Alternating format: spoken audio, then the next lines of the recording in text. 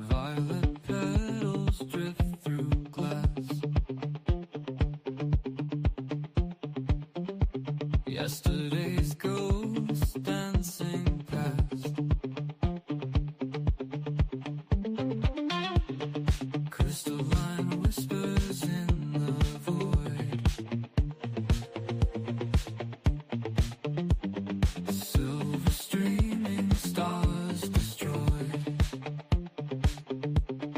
Down at Collaboration Station, breathing mercury sensation, paper wings and neon rain, threading needles through my brain. Through these veins, mirror children chase the light.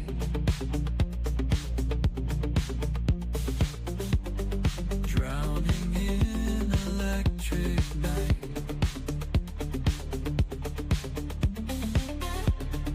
Origami souls unfold. Stories bought and stories sold. Down at Collaboration Station, breathing mercury sensation, paper wings and neon rain, threading needles through my brain. Through these veins.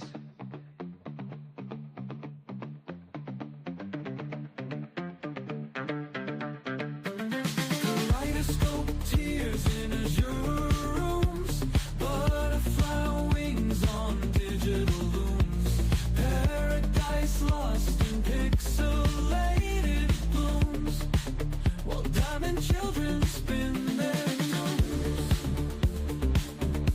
spin their tunes. Hologram hearts pulse and fade.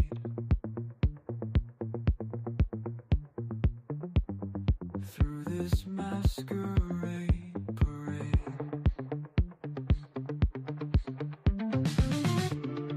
Paper crowns and golden lies. Beneath these algorithmic skies. Down at Collaboration Station, where shadow meets validation, paper wings and neon rain, threading needles through my brain, till morning breaks the spell at last, and rainbow children slip past.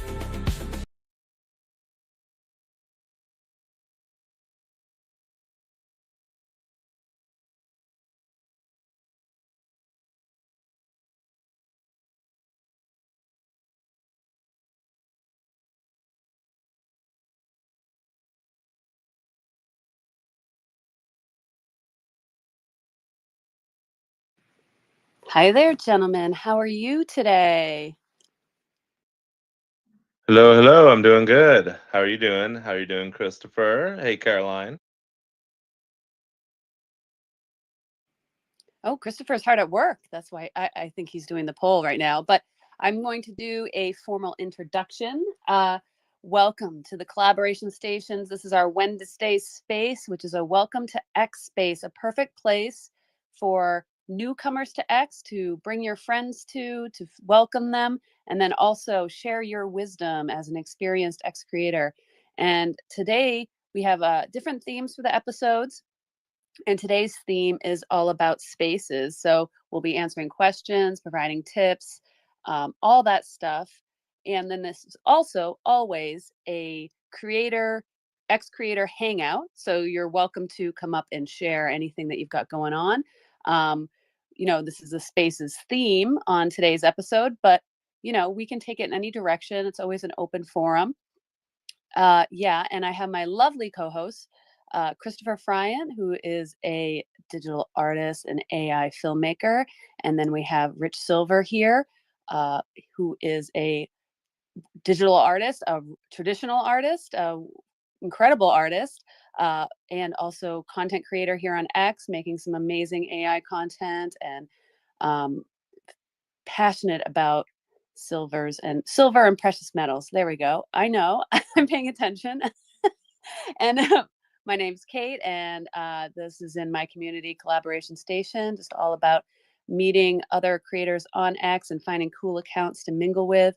I'm also a web designer and a photographer, and I do other many little things that are just fun for me. So that's the introduction.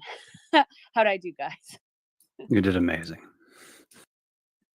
Yeah, you did Thank great, you. Kate. Thank you. It's funny because I'm like, okay, we're going to welcome new people to the platform. And then I don't even introduce myself. And that was one of my biggest pet peeves when I first got here, is that everyone just assumes that everyone knows them already. Oh, come on. Everybody knows us, right? Yep. We're like super famous. Super duper famous. Okay, so part of every episode is we do a poll, which is highly relevant and critical to the future of humanity in every episode. And it's very important to vote in this poll. And that is typically Christopher's job. I thought we redelegated it to Rich because he did such a fantastic job in the last episode. But I don't know about that. it seems like Christopher's just muscling in and keeping his spot. So this is just a tad bit awkward, but we'll just roll with it. So why don't you go ahead and present the poll? Yeah, why don't I go ahead and do that? Anyway, the poll today is, what is your most common reoccurring dream? And your options are flying, getting lost / maze, ducks, or other. So let us know. It's in the projectotron above, and it's in the comments section below. Okay, and I think this is actually probably research for maybe one of Christopher's videos. Possibly. You never know. You never know where I, take inspiration from. Right. Yeah, exactly. So go ahead and vote in that poll. And I'd also appreciate it while you're down there. Go ahead and repost the space, share it out. You can also request a mic, join us up here on stage if you want to just hang out, or if you want to add to the conversation. Completely up to you. It's just a welcoming place. And if you know someone or you've met someone that's kind of new here, share out the space to them, maybe in a DM, get them excited about using spaces, because this is really the fast track shortcut to meeting the cool people on here. And our spaces is a great place to do that. So much appreciated. And thank you to everyone who's joining us already. Great to see you all. Okay, so Rich, the topic is how to spaces. So you've been using spaces quite a bit. I mean, you're a co-host expert, essentially. And you do host occasionally. You do your little pop-up spaces from time to time. And then you rarely do subspaces. And I think that's underutilized. So there's like lots of aspects to it. And then also just jumping in and speaking on a space. And then I'm a big listener. I just really like listening. So I'm going to just go to you first. Like, what about spaces makes you so excited about it, to always be participating, and you're always in a space, you're in some capacity? So I maybe you do. can talk Yeah. about that. Yeah, I think I've gotten a little addicted recently. Well, in fact, yesterday I shared my screen with you. I was listening to 5 different spaces at one time. I just wanted to see what it would sound like, and it sounds like a lot of noise. So don't do that.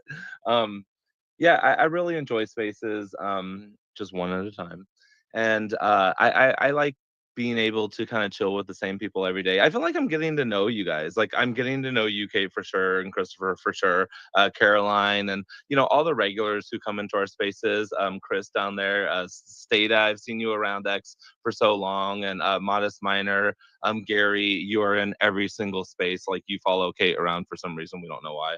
Uh, just so you guys know, Gary is like Kate's little pet. And so, yeah, I just like it. I like all the advice. I like the connections that I get with people. I think it helps me to be a better speaker, because when I first started speaking in spaces, I had gone through what, 3.5, 4 years of like, COVID quarantine or something like that, and still trying to get back into like my social norms. And so I think just speaking in spaces and just being among these people and putting myself on the spot helped with that. in a lot of ways too. And yeah, just the amount of information and uh, the type of people you can speak to in spaces on X is just it's amazing. Like there are people who I've spoken to in spaces on X that I would likely never meet in my real life. We would never be in a situation where we would probably be in a room together or anything like that. There's famous people, celebrities, scientists, doctors, There's me. people from what'd you say? I said there's me. Never going to meet you.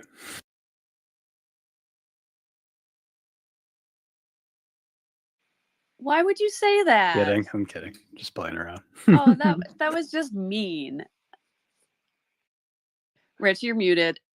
No, sorry. No, it's true though. It is true though, because I think that, if I wouldn't have met Christopher, I probably wouldn't have journeyed into AI as far as I have, like, because his creations inspire me. So that's, and not just him, you, Kate, like I love everything you're doing with web development, and I've learned a lot of little helpful tips and advice from you, and just the friendships. Yeah, it's just seeing the same people every day. Like I love it.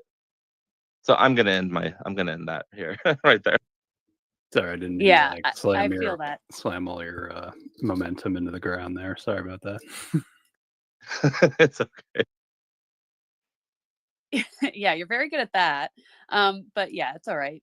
We appreciate a little someone here to rattle the cage. Sometimes that's one of another little pet peeve in spaces, and I try not to do it. I know I do it occasionally, is when someone just goes on and on forever. So there is an art form to that little like brief interruption, being like, you're kind of repeating the same thing over and over. You're going around in circles here. Maybe you just need someone to just jump in for you on your behalf. And usually people kind of like quietly appreciate that. If they've got their point across, I think. And some people just don't know how to end a sentence. Yeah, it's just like with a lot of people, it's like endless tangents forever. And if you don't stop them, it will never end. Like the space will never end. We will be locked in this forever. I think that Green Man named that type of person a Barbarella. So that's how I refer to that person, as a Barbarella.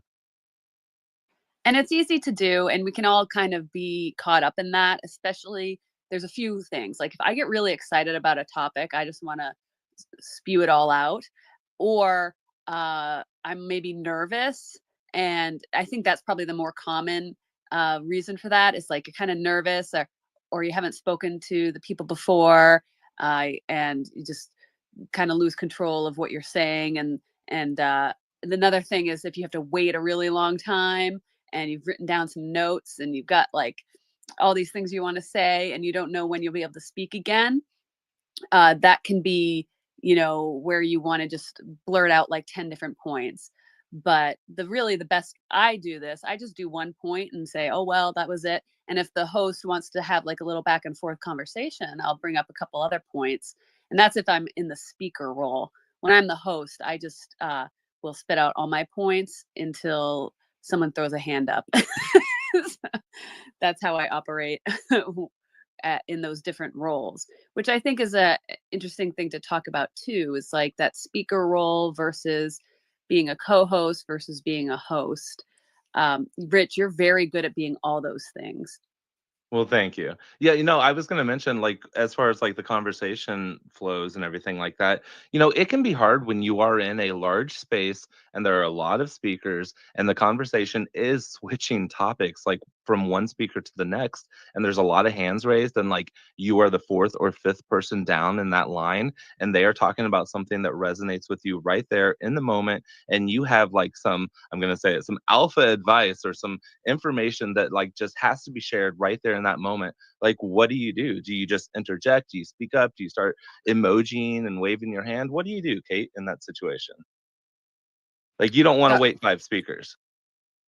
Wait, okay, say that again, because I was answering the poll. Sorry. No, that's okay. Like, So yeah, like a situation where, the topic's flowing from one speaker to the next, and there's like 5 speakers ahead of you, and what they're talking about in the moment, it resonates with you so strongly, and you have really important information to share about that specific conversation, and you don't want to wait 5 more speakers, which could potentially be like half an hour. Do you just interject? Do you start waving your hand emoji? Do you DM the speaker? Like, how do you, or do you wait? Like, what do you do? Oh, I just wait. When I'm in the speaker role, I'm a very good little lamb. I'm not necessarily interested in interrupting. If it's some like spaces where I'm very familiar, like with auras spaces, for example, sometimes if I just have a little quip or something, I'll jump in. Or like a quick ad, I might just kind of jump in because I feel comfortable in that room. But if it's where I'm not comfortable, I'm honestly not super comfortable in that speaker role. So I will just put my hand up and wait. And I'll be listening when it's before my turn pretty intently to relate to whatever the previous speaker had said, so that I will adapt my point. If it's completely irrelevant and going back way too far, I generally won't add it unless I feel like, oh, it's still kind of relevant to the conversation. I'll kind of adapt what I'm saying to fit in, just because, like, at that point, probably we're on to something else. And that's what I try and do. That's my strategy. It's definitely not like the 100% correct strategy. Do what fits right for you. But I think coming to this, when you do get called on, just having 1 or 2 points max is the way to go, and hosts will really love you for that and always have you up on stage. Because if you get your hand picked and then you start rattling off 5, 6 points because you waited in line for 10 different speakers and you want to chime in on all of those conversations, it's too much. No one's gonna relate to you. There's not going to be any potential for back and forth or really going deeper. So Yeah. yeah. This is a good thing to bring up, like what not to do in spaces. There are a handful of people who show up to spaces and they request to speak, but they do the same stuff every time, no matter what the conversation is. They bring up the same points, and that, like, they're just on repeat the entire time. And I know I actively avoid bringing those people up because I know it's going to happen, and it's not interesting, especially to people who, are listening and been around for a while. Like, they don't want to hear that again also. Like, if they can't adapt to the conversation, then it's just going to annoy and bore people to death. Or just you. I mean, Christopher's a super picky listener. Like, he will dip out like at the first sign of being annoyed. Hey, there are 2 other people up on stage that can approve these people, and they don't do it either. So it's not just me. Well, Yeah. I want to welcome the speakers who came up on stage, and we got Stata up here who's got his hand up. So I want to give him an opportunity to chime in on this. So great to see you.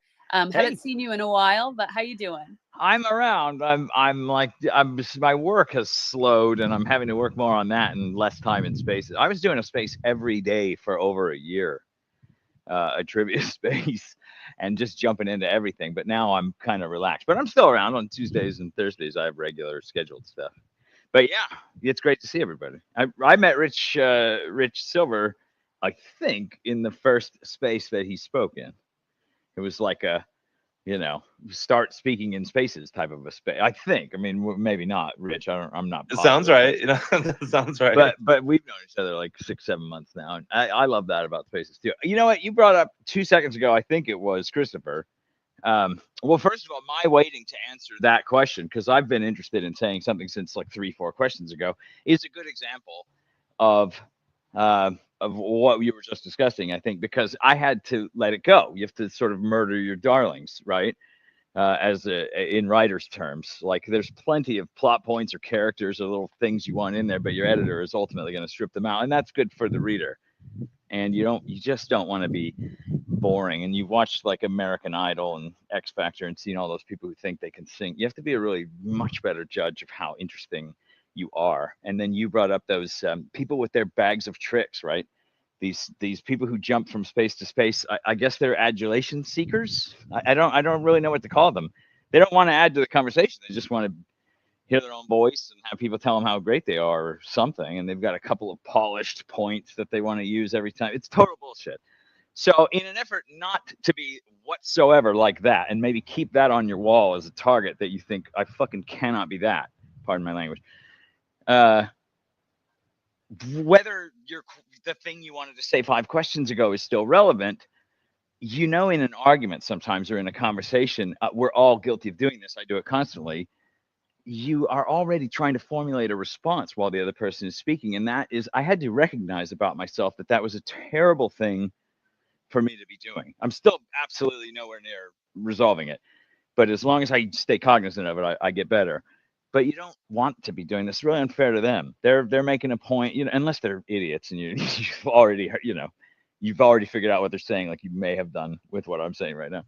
But you have to you have to let it roll. I also really like to foster spaces where there's interjection so that I can because your first question was like, how do you know how long to go on or whatever. It's like until you're not interesting, but you really have to stay on top of that. Because some people can talk for 7 minutes and I don't care, and other people I'm bored of them after 10 seconds. I've already heard it. They're just saying the same thing. But yeah, I think a good gauge is just to remember, and as a host too. The reason I host is, of course, because I want to speak all the time. But as a host too, if it's boring you, it's probably boring your audience, because they're probably there for you, and they probably have similar tastes to yours. So I think it's to putting the kibosh on that stuff earlier is better than not. I think a lot of people, they just want to be polite or something, but I have to let it go. I have to murder my darling. So in a room that big where everybody's asking stuff and you got your hand raised because you're like, oh my God, and you're burning with passion about the thing that was just said. I promise you, I've been there like 1,000 times, and I think I just let it go. You have to, or let it evolve into some new point that you then want to make finally when your hand gets raised. Don't try to force. Okay, here's my last analogy. When you're playing DDR or one of those types of games, Guitar Hero, where the notes are coming at you down a track, you cannot go back in time. So you can only hit the next right note. You can't try to replay the last 5 notes that you just missed. And don't ever try to do it in conversation. It's stunting. People can't stand it. It derails. It makes you embarrassed afterwards because you go, oh, good, I got the thing off my chest, but now I feel like an idiot because everybody's mad that I did that. So there's my answer to all of that, if any of that made sense. No, it's good. It's good. Like the evolving your response, and don't hold your thoughts as being like these precious things that can Right. never be said again or shared somewhere else. Or If you're super interesting, you're going to have something super interesting to say in 5 minutes also. I think the day I realized that, I was in the shower and I was going to tell my wife a story, and I started already like sketching it out the way that I was going to tell it. And then I asked myself, why are the analogies and the mannerisms and the way that you're going to tell this story, why are they better right this second in the shower than they would be if you just thought of it 5 minutes from now? They won't be. They'll be different. And I have this urge to keep it the way I envisioned it because I'm OCD. But you must let that go if you're going to talk in spaces all the time. You can't go, oh my God, what's the word? Or who is the actor? You can't stall like that. You have to keep rolling. Hit the next right note. Do the next right thing. Yeah. And I would encourage people who have that feeling a lot. Like if you're relating to this feeling and you feel like you're not getting what you want to say out in other people's spaces, start hosting, start co-hosting, get a little team together of people that are reliable or cool, and you can have a conversation with, and do it. And then you can talk for as long as you want about whatever you want. I always come to spaces prepared to talk for 2 hours just by myself alone. So there's like tons of points, even in the spaces I host, that I don't get to, but I do really enjoy hearing other people. And then also gives me a chance to take a sip of coffee and, have a snack, mix and mingle in the replies a little bit. So listening, boy, I'm like total ADD on spaces now. It's amazing. When I first started, I couldn't do any of that. I had to just stare at the screen the entire time. And if I didn't, I would just completely lose the conversation. And it was bad. But now I'm able to balance it a little bit better. And I think has a lot to do with just finding where the roles you fit in. And like Rich, I was saying, is so good at every one of those roles of being just a great speaker to have around, a great co-host, and then also a fantastic host. Like he just has all those roles down. So you should try and experiment and dabble with all of those and find out where you like feel comfortable. And if you really like co-hosting, like I do enjoy co-hosting quite a bit, because it's like it's not a lot of the heavy lifting, but I'm also do really enjoy the idea of swooping in and saving the day when someone's rambling on too long or derails and all this stuff. I can be the little hero that saves it, or the host glitches out, I can take over. I kind of like that. So you can try all these different roles, see where you fit and what you enjoy. um, and then you can do a little bit of everything. And yeah, so but speaking is for me is probably just being in the speaker role on someone else's space is probably the most uncomfortable place for me, personally. So if you are awkward as a speaker, try those other roles anyway. You may find it better. So thanks for those. There's no substitute for experience. That's, I Yeah. think, every one of us who does this a lot would tell you, like, you are always awkward at some point, no matter how easy it sounds now. Like, at some point, I was totally afraid to hit the microphone and speak. And once you're over it, it's great. Oh yeah, it's like getting weight lifted off of you. It is a great feeling. Yeah, I listened to Spaces for, I don't know, probably 10 months, maybe close to a year before I even spoke in one. And that first time I was just like a complete train wreck. I was sweating. I had written down all the things I had to say, like almost like a script, so I could just get it out. And then after that was done, I didn't speak in one for a long time. And then I tried it again. And then I just started hosting because I was like, I can't do the speaker thing. It was too traumatic. Yeah, it was. So, all right, let's go to the hands here. We got a really good friend and community member here, Gunky, up on stage. So lovely to have you here and looking forward to what you have to say. Yeah, I'm definitely guilty of. I just said it on the other space. What's his face? Famous in my phone. I thought I'll give that a go. I said I'll pop back in the wee small hours for him and see if we can have a bit of a chat. But yeah, I'm very much like that. I actually just said before coming in here that I felt like a dam. I had now had so much questions and stuff to say after listening for sort of half an hour that I just sort of blurted out a couple of sentences. But and I've actually not much idea what you've been talking about apart from spaces themselves. Something I'd be interested in. I'm doing this on a desktop with a headset, and I don't actually know whether I can or host at all off of a desktop. I don't know whether I can co-host. You absolutely can. Oh, really? All right. That's going to be my next trick. The only other thing I just wanted to see if people had seen it and a bit of feedback. Did you see what I posted in the group for Morph, the way she's presenting her AI? No, I have not seen that. Yeah, I saw the post this morning. I didn't even get a chance to really look at them. So I'll pin that up above and you can tell us about it. Well, I just, from a design point of view, it's just she's got multiple boxes in I suppose you'd call it a sort of a mosaic of different elements of the same textures and style, all moving. Yeah, you'd have to see it to see what I'm getting at. I just saw thought that's that. a really neat, yeah, neat way of presenting It is. elements. Well, it's like so Christopher, you know how like people do those SREF layouts for Midjourney, they'll do like a collage of different images. So it's just like that, except it's a collage of videos using an SREF image to create, or SREF to create the images, then turn the video into a collage. It looks really good. Yeah, I have seen that. That's okay. So that's what we're talking about. Yeah. All right. Yeah, it's cool. It's a good idea. Absolutely. So it was just new to me then, like most things. So I'm guessing that's probably done. I mean, you could do this in Canva pretty quickly. That would probably be my go-to for it. So you create just like a template and then you can drop the little video clips so that you're not taking the whole grid and putting it into Luma. You're doing the individual images, animating them, and then dropping them into this. And there's probably phone apps that do it too. And I pinned it up above here for anyone that's curious what we're talking about for that. But I want to get back to and then we'll get to Josh. I want to talk about the hosting spaces on desktop versus on a phone.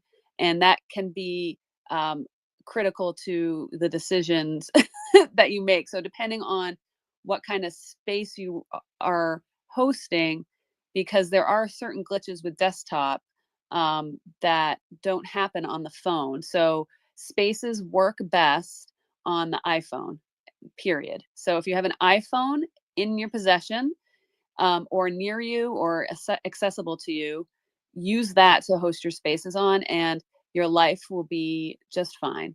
And I always update the app right before I open up the space just to make sure that I have the latest version. And so I rarely have issues.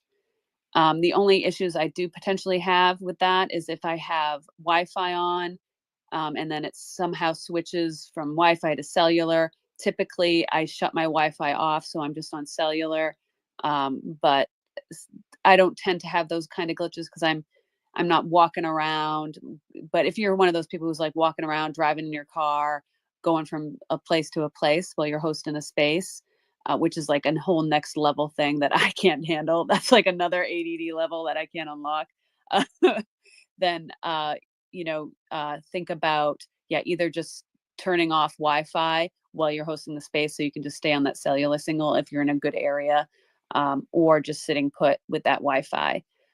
But Christopher, you use desktop for spaces a lot, and then also Rich, you do too. So what lessons, quick little brief little tips for those can you guys give? And then we'll go to Josh. Get a decent condenser mic like I'm using now. That's a good one. Also, if you're hosting a space and you want the little comment thing, for whatever reason, when you start a space on desktop, it doesn't give you the little comment area. So Kate found out that if you just start the space on your phone, leave that on, and then go to your PC, and then connect to your existing space, and then just close the app. Don't end the space, but just close the app itself, and then you're good. And then you'll get the comment section on that you wouldn't get otherwise for whatever stupid reason. Rich, do you have anything to add? Because you're a heavy desktop user for spaces too. Yeah, I really like using desktop because, like Christopher said, the microphone, I have a nice microphone, and so I like to be able to use that. I was having, for the longest time when I started doing desktop spaces, I couldn't figure out how to pin things to the Jumbotron there as a speaker, because if anybody doesn't know, when you are a speaker, you have the ability to pin something to the Jumbotron above everybody up there. And I couldn't figure out how to do it. And I learned that you have to do it in the same window that you have the space open. If you try to do it from any other open window, the option isn't available within that post. So if you're trying to pin something to the Jumbotron on a computer, make sure you're doing it from the same window that your space is being ran through. And that's my advice. Projectotron. Yes, that's it. Sorry.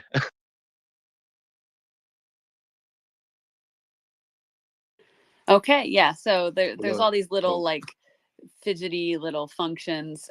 So yeah, that's does that help, Gunky? Give you some confidence?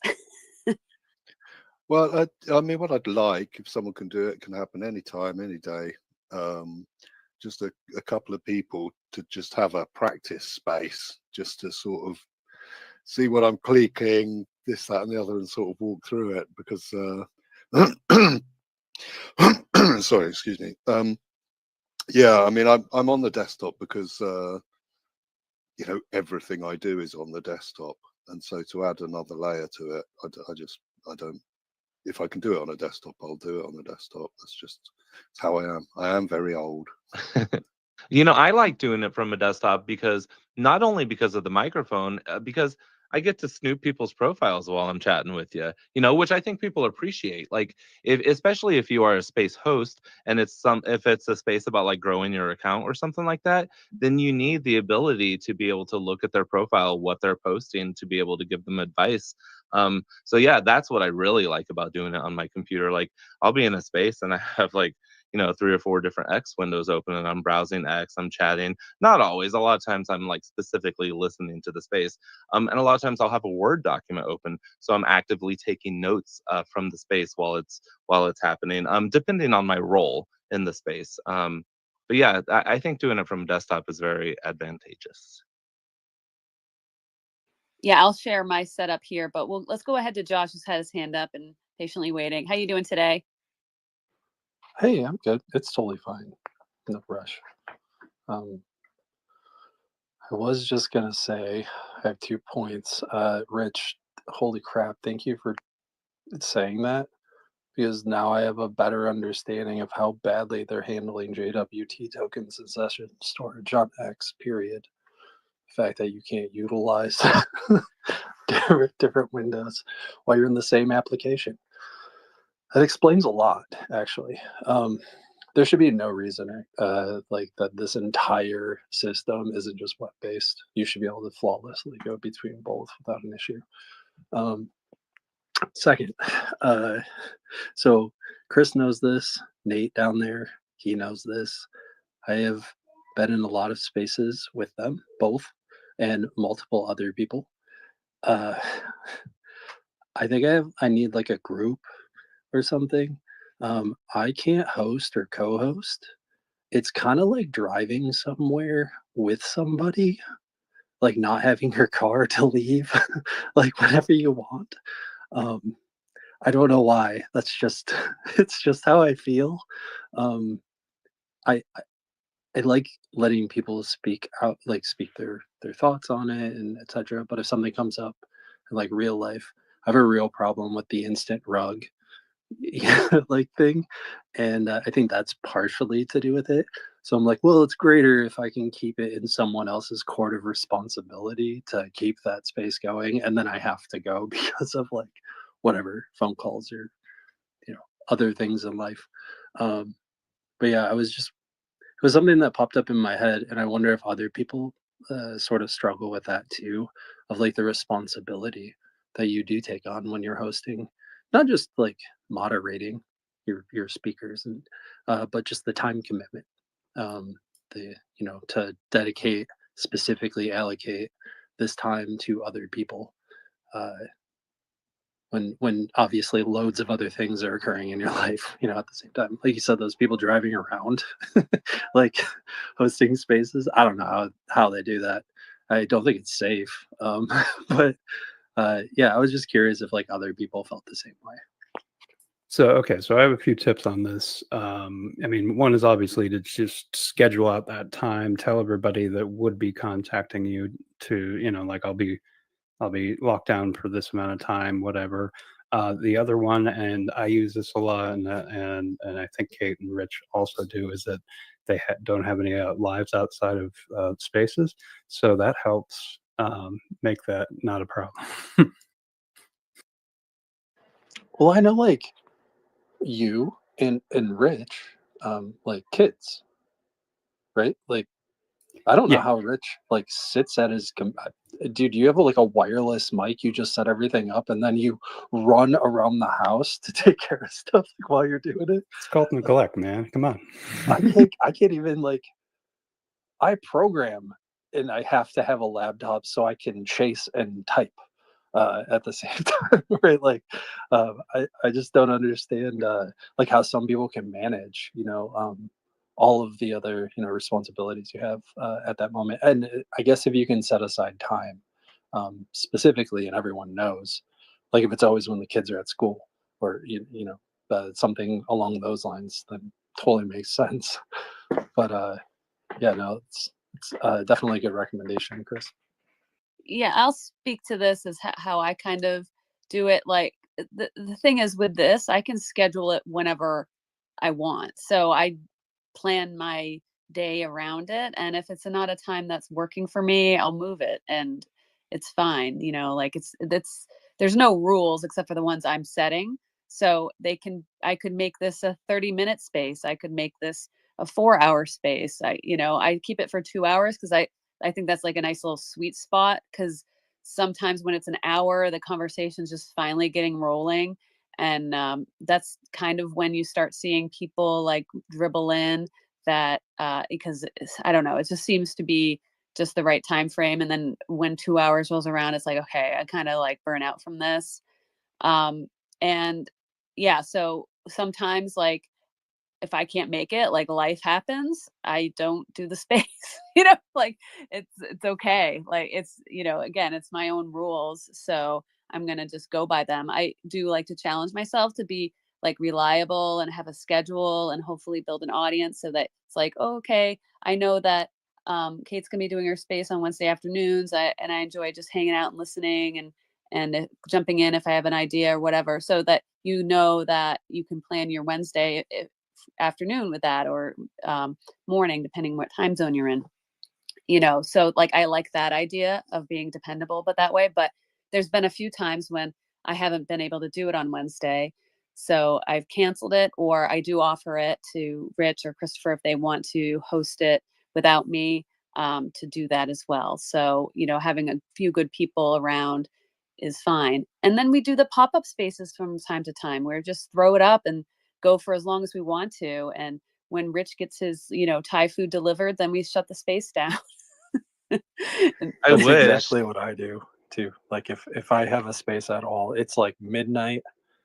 Everyone is asleep. I'm like, it's like completely alone. But yeah, no, those are all great recommendations. I am curious if you make your spaces book a calendar time for you and you stick hardcore to that 30-minute or 1 hour session and try to keep it as close to that as possible. Like, do you have hard stops most of the time? Yeah, I really try to stick to that 2 hours. Sometimes I let it go over because I have no life, so I really have no excuse, but I try to pretend like I do. so, so I try and think of it in my mind. That's a hard stop. And I'm also being considerate to my co-hosts who do kind of have lives, I think, or they do a good job pretending. So I'm always considering them, to make sure that, I'm not like, oh, I guess we're going to go 30 minutes over. But meanwhile, they're like, hey, I thought we were going to be done at 3 or 2 or whatever, so I kind of have shit to do. So I do try and just be considerate of that, people's time with that too. And yeah, so when it comes to be like 15 minutes before, I'm like, okay, we're wrapping this up soon. We're going to just finish out the hands and try not to let anyone else up on the stage. These kinds of things that do work, just get people ready for that wind down. Yeah, so that's how I do it. And I do have it on my calendar, like my Google Calendar. I have all my spaces that I do regularly on there. And yeah, if I need to delete one, I delete it because if I can't do it. So that's, a little bit of rules, a little bit of not. And I'm always just flexible with things. Yeah. Give it a shot. Find a time that works for you. And, if it, like Christopher and I, when we first met and started doing spaces together, we did it once every 2 weeks, so, whatever you want to do. It could be once a month, right? All right, so we got some hands here. We got some more speakers up on stage. How's everyone doing? So let's go to Vladimir. How you doing today? Hey, Kate, good to see you. Good to see everybody else as well. And we haven't met before, but I don't know. Key is that I'm going to go with Key because I see Key in the name. Wanted to say I actually, I think about this a lot as well, and I think it comes down to expectations. So I do a lot of live streams, not spaces, but same kind of idea where people expect to show up and they get some kind of thing and then they may get it or not. So it's the expectation you set. Do you want to be known as the person who does spaces while they do laundry and then people talk about XYZ? Do you want to be the person who sits at the desk and delivers news in a 5-minute format and then everybody leaves? You kind of get to decide that by what you do and how you produce it and then sticking to it. If people have an expectation that you're a hardcore newscaster but you show up walking your dog and chewing food, they're not going to trust you, and then they're going to not show up. I mean, that's my opinion, right? Like you kind of can make your own based on these guidelines. So I think it's about setting the expectations correctly, and it comes down to and I think the big kind of decision to make first, and this is what I'm trying to figure out, is am I going to be an amateur or a professional? And the difference is the amateur, when shit gets tough, they kind of they start doing it for themselves, whereas the professional, like when 9/11 happens, they're not with their family, they're at work. And that's sort of kind of, I think there's like a line for the kind of commitment you want to make. Like, do you want to commit to yourself or do you want to commit to others? And it's not an easy thing. I think like it's like it could take years to figure out what that is. Like, I'm talking about for me personally, and maybe this reflects on others as well. But then you sort of, you decide who you want to be, and then do that thing. And it comes down to like, can you deliver that process? You decide what you want to be known as. And I'm going through this as well. I'm trying to figure this out as we go. So it's good to know that you're having the same questions too. I appreciate that, and that's great feedback. My name's Josh, by the way, and yeah, it's a key. Nice to meet you. So yeah, my name's Josh, just so you know, for the future. But yeah, thank you for the feedback, and I absolutely agree. I think when I try to do spaces, it's just winging it, like a lot of the time, and I know how to be professional, and it's why I don't have time. I'm just professional in a different area. I just really like doing spaces. I think it's fun, and I know I could be really good at it. I just don't have the type of time I know that's required to do it, which then puts me in that weird predicament, I think, like after the fact. So, but you are absolutely right. So thank you. Yeah, I almost think that like that co-host position might be a good fit for you, so you can like help put together the space and all that stuff. But then you're also like, my co-hosts are always like, oh, I'll be right back in 5 minutes or whatever, or if taking calls. I don't know what they're doing back over there, but so that it's a little bit more flexible. So you're still like involved and part of the space as a host, and you definitely, like my co-hosts, they can steal the mic from me and talk for as long as they want, whatever they want. And I'm totally comfortable with that as the host. So, that might be something to consider. So you could try, having spaces at other times that you have someone that can host, and that you're there and be, there when you can be in other ways. So I don't know, but that's a hard partnership to find. It's because finding people to work with you is probably really the best thing, because once I found these two here to just be my regular co-host, and now I don't have to worry about like that, because I know people come here for me, and that's great, and I can bring a certain number of people, but then having great co-hosts that can also bring their people, it's just awesome. So I appreciate it so much. It's really finding your little team is really great for spaces. And yeah, just reliable people. And chat with them behind the scenes, like do a little DM group with you and your co-host. Like, it's so helpful. And I've joined a lot of spaces where they don't do that. And the difference between a space where the co-hosts and hosts are communicating in the background and they're not, like, it's a big difference. I think they manage the space better. Like Kate mentioned, if somebody needs to get up to answer the door or use the restroom, they can kind of let their co-hosts know with a quick DM, hey, I'll be right back in a couple minutes. Or if something else happens, or if they want to pivot the conversation a little bit, they can let them know through a DM really quickly and not have to do that publicly in the space. If you're having a problem with a space participant, you guys can kind of share that and talk about that in the background. Or if you have somebody requesting to speak that is a known problem starter, you can discuss that a little bit. So yeah, make sure that you have that communication going in the background. It's a huge benefit to your space. Yeah, agreed. Communication, yes. So key to all of this. And yeah, genuinely being friends, like that helps too. If you really actually like the people you're hanging out with, that is a big help. All right, so we got some more people up on stage, more hands. Thanks, Vladimir, for that. Yeah, just because I love just driving that home, that message of it can be whatever you want it to be. And if it is just random pop-up spaces, then your audience will know, and that's fine. But if it's you scheduled appointment listening, then they know that too. So make it whatever you want. and people will adapt if they're into your content.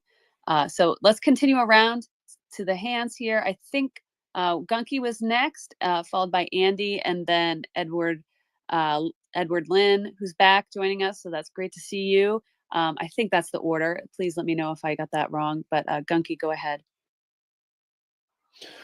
Well, I'll just say my DMs are open. Anybody wants to DM, and we'll just muck about with spaces. Yeah, just not try and be professional. We'll just sort of fake it till we make it, and just try a few things out. I want to do it, so if I got someone to bat off, get my microphone levels, headphone levels, get comfy, swap around hosting, co-hosting, jump out of that space into a new them hosting a space. If anyone fancies playing around with it for half an hour or an hour, I guess sort of any time from say Friday evening, I'll be up for doing it. Just DM.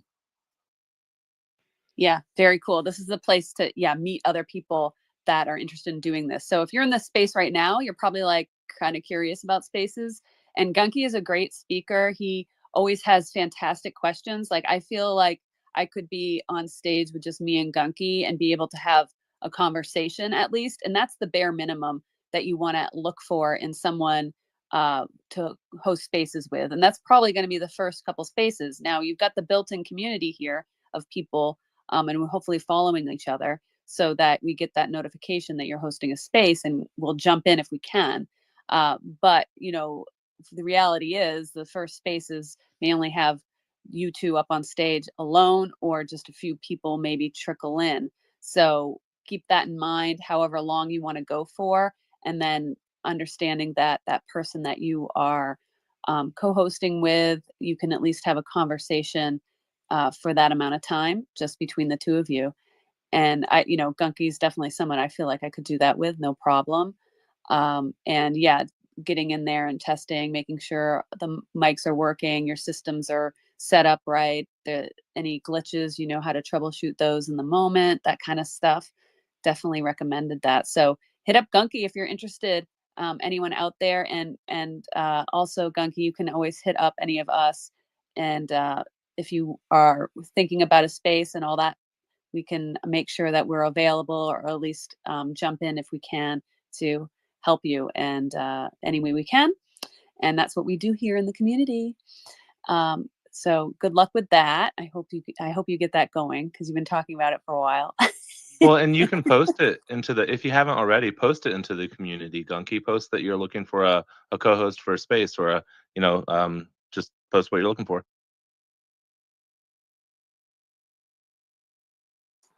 Yeah, cool. I mean, believe it or not, I've got an entire alt account ready to go, which is a dedicated spaces show. Though at this point in time, I've never actually hosted a space. There you go. Cool. All right. So, okay, I'm mildly distracted. I'm here. I'm still here. Okay, Andy, I was just sending you a DM, so might as well go to your hand. I'm so glad. It's funny. My last name is Wergadal, so I've always been at the end of the list. But with spaces, because my name is Andy, the A gets cycled to the top all the time. It's awesome. Okay, I've got a couple tips. Okay, so I think it was okay. So the first thing is here's how to get an audience in spaces to get more things. The first thing is to be a listener. When you're a listener, follow everybody on the space, right? Do a lot of emojis so the hosts and co-hosts see you emojiing, because even if there's like 100 people on the space, there's a little notification at the bottom that shows up that says, Andy, put a thumbs up. Okay, so that's the first thing. Second then is try to be a speaker. Listen to what they say. Okay, so this is how to become a speaker. And then, by the way, at the end, I have a question for Kate, which I sent you. Oh, okay, I got you. But still, I'm going to ask you about that so everybody else know. Okay, so be a listener, do emojis, follow everybody. Turn alerts on for the host co-hosts so that you see when they have more. Then be a speaker in their space. Here's how to be a great speaker. And I'm literally doing this. I have 3x5 cards and a pen. I write down what they're talking about. I put down my notes so that I can tell you that, so that when it's time for me to go up, I can go, oh, here's the topics. Bam, bam, bam, bam, bam. Okay, so be a speaker. And when you're a speaker, here's the first thing you do. Thank you, Kate. Thanks, Christoph. Thanks, Rich. Thanks. I appreciate you guys having the space. Thank you so much for coming. Thank the host. Thank the co-host. Follow them. Second thing is add value to the conversation so that you become known as a great speaker. You become known as somebody, oh, Andy's here. He's going to say something cool. He'll add to the conversation. Put him on the speakers. Let's call him up right now. Okay. Then the third thing is always say, follow up the conversation and then say things like this. Hey, for those of you who've just joined, if you haven't done this before, make sure you join the collaboration station, the community. Make sure that you follow Kate, follow Christoph, follow Rick. So get the alert so that when they, in other words, just tell everyone what you want your speakers to say about you when you bring them up in your host. Okay, then once you're a speaker a bunch of times, because trust me, all the hosts know each other. And all the hosts have all kinds of chats and pins and are on communities and in different things. We talk to each other. If there's somebody who's like really bad, trust me, we all know. But if there's also people that are good, we all know. And so that's what you do. You go find out and become a good speaker. If you don't know what to do, okay, DM me, DM Kate, whatever. Just send me a note and say, how do I become a good speaker? I will write all this out and send it to you so you can have a cheat sheet you can print for yourself. All right. Then once you become a speaker a couple of times, if you're really good, you'll be invited to co-host. Otherwise, you can ask, hey, when you're doing your next one, if you need a co-host, let me know. I'm happy to join. I've joined your spaces 10 times in a row. If you need a co-host, if your co-hosts don't show up, let me know. I'll be happy to co-host for you. And then be a good co-host, right? Being a good co-host is inviting people up, curating it. If somebody starts talking out of line, you shut them down, you mute them, you put them down into listeners, you DM in the background like, hey, cool, whatever. You keep the show going. Think of it, right? It's a show. It's a presentation. It's a thing that we're producing, right? The host is the producer. All right. And then when you're a host, try to duplicate all the same thing and find people who do that. Okay. So now when you're a host, here's a couple tips for a host. All right. Pivot number 2. Here's pivot number 2. When you're a host, when you start your space, schedule your space beforehand. And then DM every single person you know, I'm having a space. I'm going to talk about this. If you're interested, set on the alerts. Let me know. I'm going to let you know a couple times that this is coming, and hit them up the day before, an hour before, 30 minutes before, 15 minutes before, 5 minutes. Just look at the standard email funnel when somebody else is trying to get you to a thing. Do the same thing. Don't invent new stuff. Copy Russell Brunson's method. It works, right? Okay. Invite everyone, invite the people. And then here's a super secret. Follow every single person who shows up on your space and make note of every person who spoke. And afterwards, send them a DM and say, thank you for speaking. I appreciate it. I loved what you said. I'm looking forward to the next time. Let me know if you have any spaces. I would love to help support you. Engage at a personal level with everyone. It takes one at a time. But here's the thing. I've hosted 200 spaces. I've co-hosted 400 or 500 spaces. I forget what it is. I've been on 600, 700 spaces and I focused on this since September. This is not something that's out of role. We're talking about 6 months, 6 or 7 months. And now there's lots of people who recognize my name and lots of people who go, oh, Andy's here. Yeah, bring him up. He's going to say something cool. All right. Follow everybody. DM all the speakers, DM the hosts. Thank you for letting me speak. If you have any tips for me, please let me know. If I can do a better job, if there's something that you'd love me to say, let me know so that next time I can come up and support you and help lead the conversation on. So, it seems obvious and simple. Pretend like they're your best friend that you haven't seen in 6 or 7 months. You sit down at a coffee shop and you just want to talk to them. And then your other friends show up. And so you're like, oh my gosh, hey, Dave, I want you to introduce you to Bob and Thomas and Mary. Look, hey guys, come here. Look, this is David. He's so awesome. Engage and connect people together. Invite them, make everybody feel special. When you do that, that will make you an awesome speaker / co-host / host. Okay, now the last question is, okay, Kate, you're running a live stream. It's awesome. All it is a picture of the of the space. But I've been trying to do it while we're talking, and I've got, like I've tried Streamlabs and Talk This and Obi, and I have failed because I can't synchronize the audio from the space to the live stream. And so when I talk, the live stream goes out at 1, and then there's a latency delay for the space, and it's, oh my God, it's so bad. Anyway, I've never seen anybody do what you're doing. I think that's a great idea. So how do you do it? Tell everybody how you do that. Okay, yeah, the secret's revealed, and like my dream is to have it be, get my co-hosts and I on a live feed with the space in there and take calls, like that kind of a old-fashioned type radio talk show, but with the Yes, video exactly. element. Talk show. But I can't do Talk show it. format. I can't do it. I can't figure it out because of that like lag issue. I think probably what I need is to have whatever I'm using for screen recording to be up on stage with us so that at least that lag isn't there. But there's still the live stream lag. So I don't know. I don't know anything about that part of it. I do want to do that. But what I do is I just do a simple I'll talk about my whole setup here because we were talking about the different setups people have. So I have an iPhone, so I'm hosting the space on my iPhone, and that's up on a tripod next to me. And if you do invest in one piece of equipment as a content creator, is just having a small tripod. I have it because I'm a photographer, so I just have them like around my room. And I have a smaller one that I use for this, and yeah, it's way more than I need for a phone, but it works. And so I do highly recommend that. And then I can be hands-free, right? So I have my phone going. And then on the other side of me here is my laptop. And here I can have my tabs open for X in my own account. And I can get into the notifications, which is the replies down below the space. I can engage at least with a like, maybe I don't have time to read everything, but I can just let people know I see you. I acknowledge your existence. And I think people do appreciate that as listeners and speakers when they do chime in. And if there's something there that catches my eye and I kind of remember it or I need ideas, I can always jump down into the comments easily without interacting with my phone and messing things up because I'm always scared of hitting a wrong button or doing something.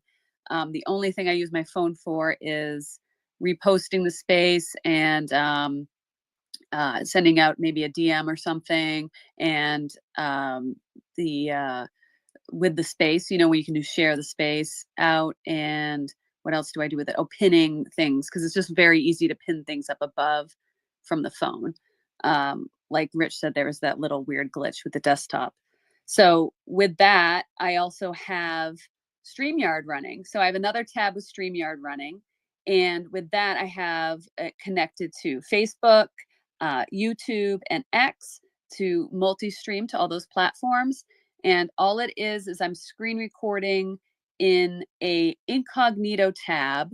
I'm logged in as Gary, which is one of my alt accounts, who's down there in the listeners.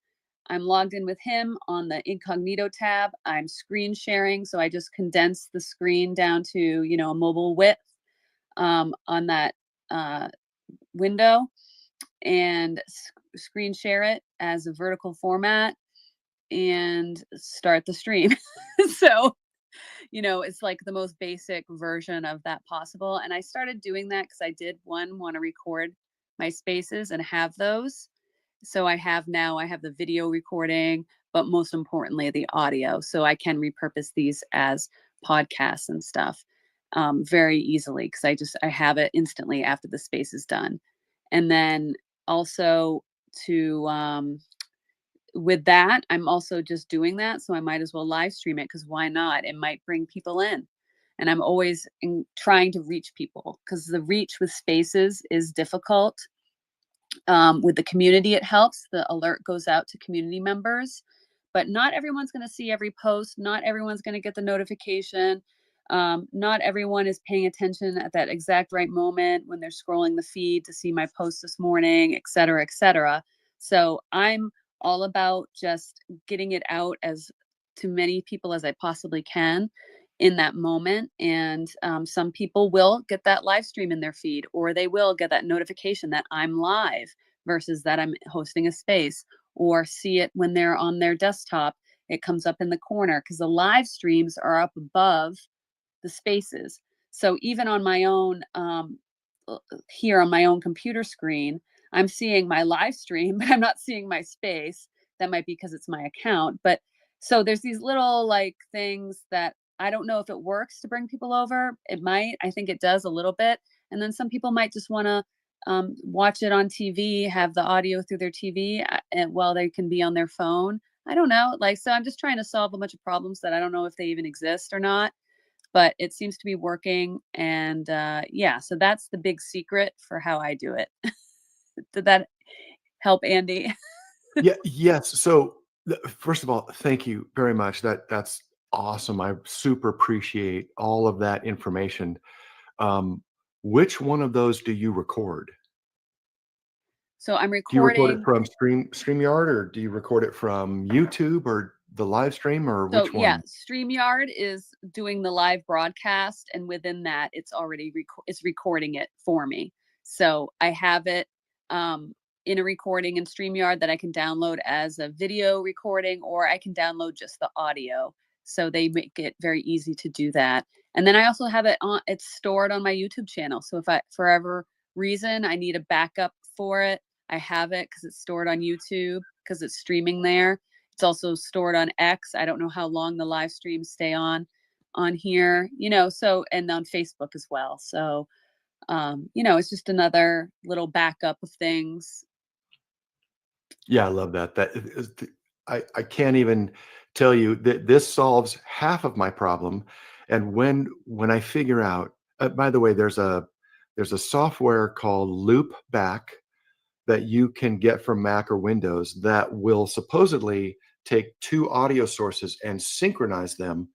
One of the problems, I did get it synchronized once in OBS, the space and the live stream, but the space latency sometimes lags. And so that it's not static. It's not like it's 6 milliseconds or 102 milliseconds. Sometimes it goes longer or shorter. There's sometimes glitches, and it makes sense that but it's dynamic is the point. And so I thought I had it set up, and then was, fail again. But when I get that fixed, I will definitely share with you, because this, first of all, this is awesome.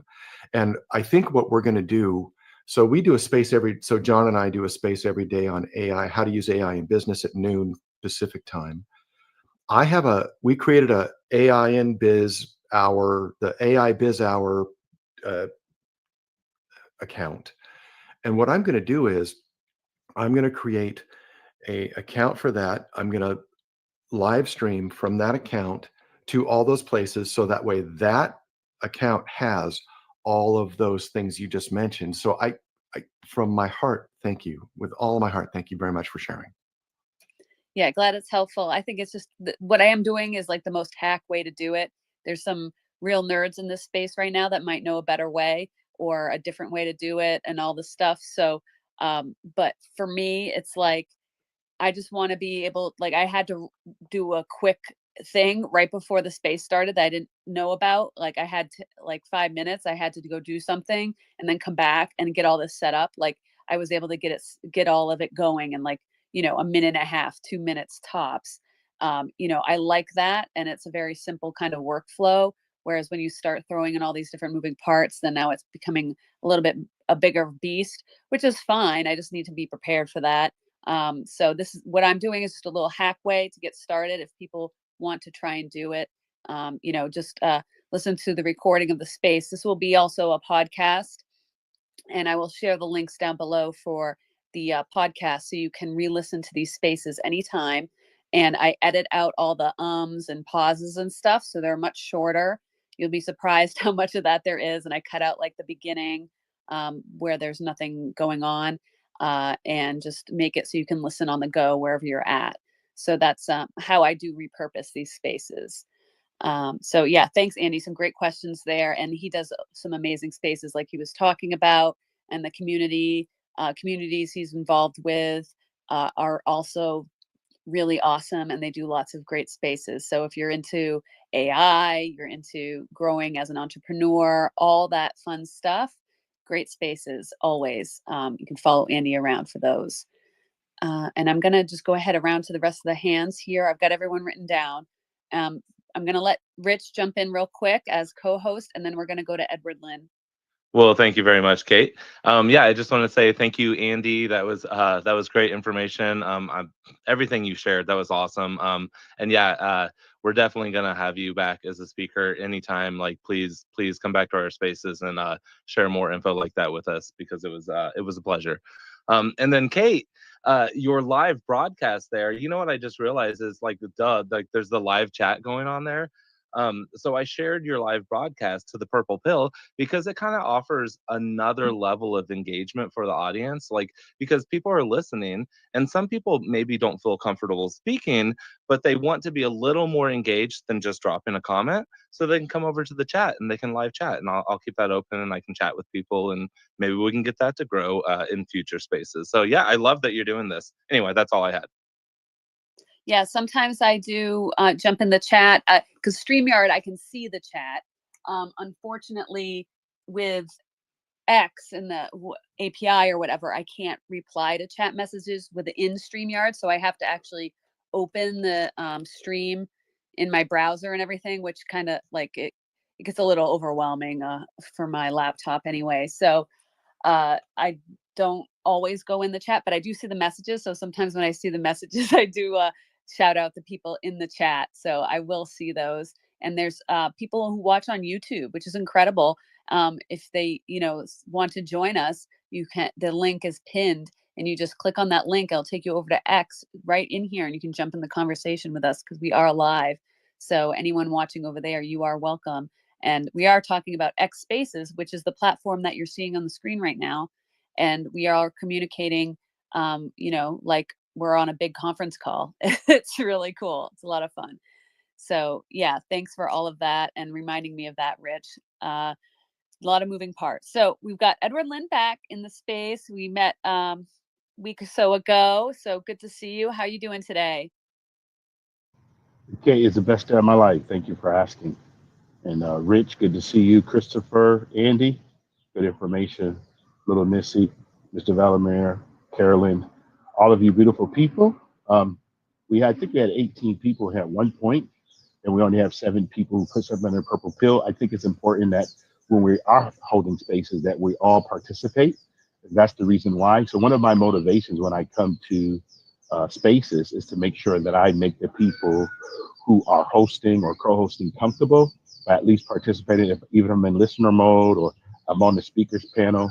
I just want them to know that I'm present, I'm listening, and if there's a tip that you pick up or whatever, you can always drop it into the purple pill, or you can repost it so that you get more people to come into space. That's one of the areas. Andy, I've also been to AI. I'm in the death care profession, guys. Some of you may know that. And I actually use spaces for that particular reason, because my topic is very niche. So I do get people to come in. I do a thing called opportunities, necessary conversation, and help wanted. So you probably see me host some of those sometime. And I've only done a couple so far. But the reason why I do that is because opportunities, most people do not realize that there are opportunities out here, not only on spaces, but like what Kate was saying. And Kate, I do recommend you to do this either on Zoom or on YouTube. Do a live session of how you connect all those things. Going to StreamYard, going to live, just do that as an illustration so that people can actually watch you do it all, so then they can actually repeat it. That would be actually very value added for all the people in the space. Instead of hearing words, they actually get to see it, because a lot of people get things done more by seeing. And that's what I've done from Facebook Live to Periscope, Haps Television. Now I'm on Chatter, where these are all live streams. I also use a lot of Zoom. So I do a lot of what we call necessary conversations seminars, where I get people from X and from WhatsApp app to come to the live Zoom. I do it every Thursday, and I get a lot of families coming in from all different platforms, because for me, Spaces is a place to have a lot of people. But a lot of people, I'm always trying to find out what's the value are you trying to accomplish? Because I want to add value, but I also want to come to the space and get value. So when I come in, Kate, every time I hear you guys speak, I get value. And the value that I need is how to be much more visible, how to be much more out there. So I do have StreamYard. I have all these different things. So how to space, I also done probably 5 or 6 live spaces where I go live. I just did one this morning for 23 minutes where I'm walking around my community, but I'm outside. I'm in Southern California. It's beautiful, and I get people to come in, and then I can just repurpose that not only on live here on X. I share that on my YouTube channel. I share it on my different accounts, on my Instagram, on my LinkedIn, and then it helps me get more people to follow me on X and all my other platforms. So whatever you do a live, where you are talking or you're doing something where people can see it, audio visual is huge. It just helps you gather more people. Words are only 7% of communication. Okay, 7%. Tone is 38%. Body language is the rest, 55%. So if people get to see you, they're going to resonate with how you are in present. That means that present helps you. Like I tell my team across the globe, because I deal with funeral homes and cemeteries everywhere, that the word present for us, presentation, the first 7 letters is present. Every time I come into a space, I want to be a gift to that space because I'm a present. Whatever I'm going to unwrap today in this space, or somebody's going to unwrap the gift to me because I'm present, that's how I see everything. So, how do I space? That's how I space. I want to make sure I'm posting, reposting people's posts, liking people's things, sharing this. Like I already shared this space out. I says, hey, if you want to come and learn, your voice is valuable. Come and learn, come and pick it up. Why? Because the more we reach out to people and help them motivate, it gets them going. And I share this with you guys so you know. I've been in death care for 36 years. Okay, that means I deal with a subject that nobody wants to talk about, no one wants to deal with, but I still get to communicate it because of how I communicate it. It's called necessary conversations. Okay, food for thought, the talk of a lifetime. Why? Because people don't want to engage in this. But since I've been on space since 2016, many people reached out to me and says, I've lost my dad, I lost my mom, I lost somebody. And that's another way that I've gotten to really participate in the family side of spaces. Because whether we like to admit it or not, we all face this very big challenge. So I have a big circle and network of attorneys and financial planners and realtors, because a lot of people go through things at the time of death that they don't know what to do. And that's what we try to do. That's our network. And that's how I use spaces. And thank you again, Kate, for hosting this and how to space. And again, like I said, do a live on X. Just do a live. Get your face out there. You may not like it, but as you do it, it gets better. Uh, post yourself. I do that also. I do 5 posts. I do the thought of the day. Okay. I do the word of the day, the scripture of the day, the principle of the day. I do that every morning, and I just post it. So that right there, I gets a lot of different traction. So if no one ever comes to host my space, they know that I was present on the space today, no matter what. So if I don't get a chance to come on spaces, I was still present on spaces just because I posted something. So that's what I add. And Andy, thanks for your tips too, because I think that the more we live stream these things and get people to see it, I think that helps us all.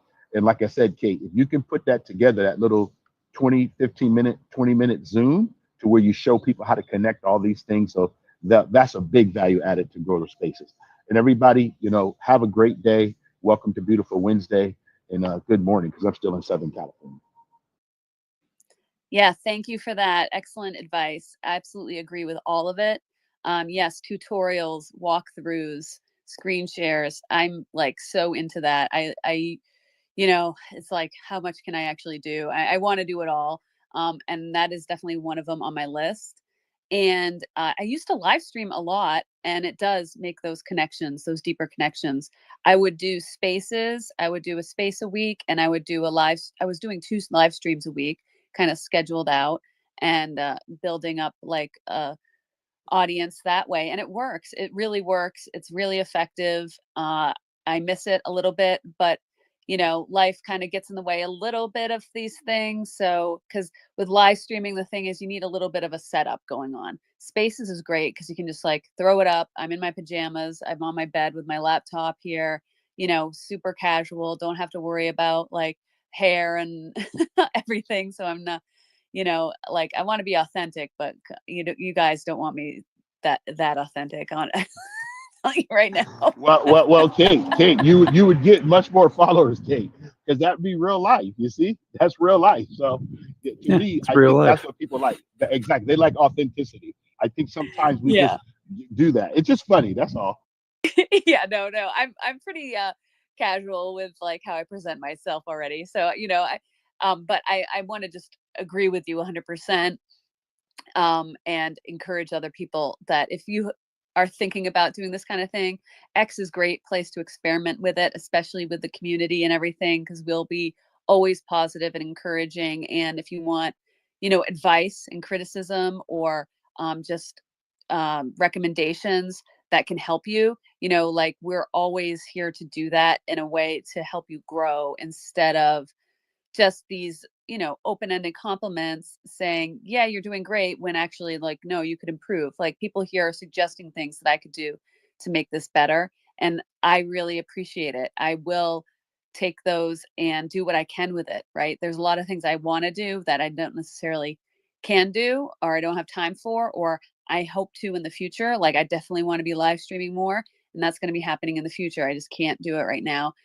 I have it all scheduled on my calendar to do it every week, and I just can't. So, it's still always back in my mind.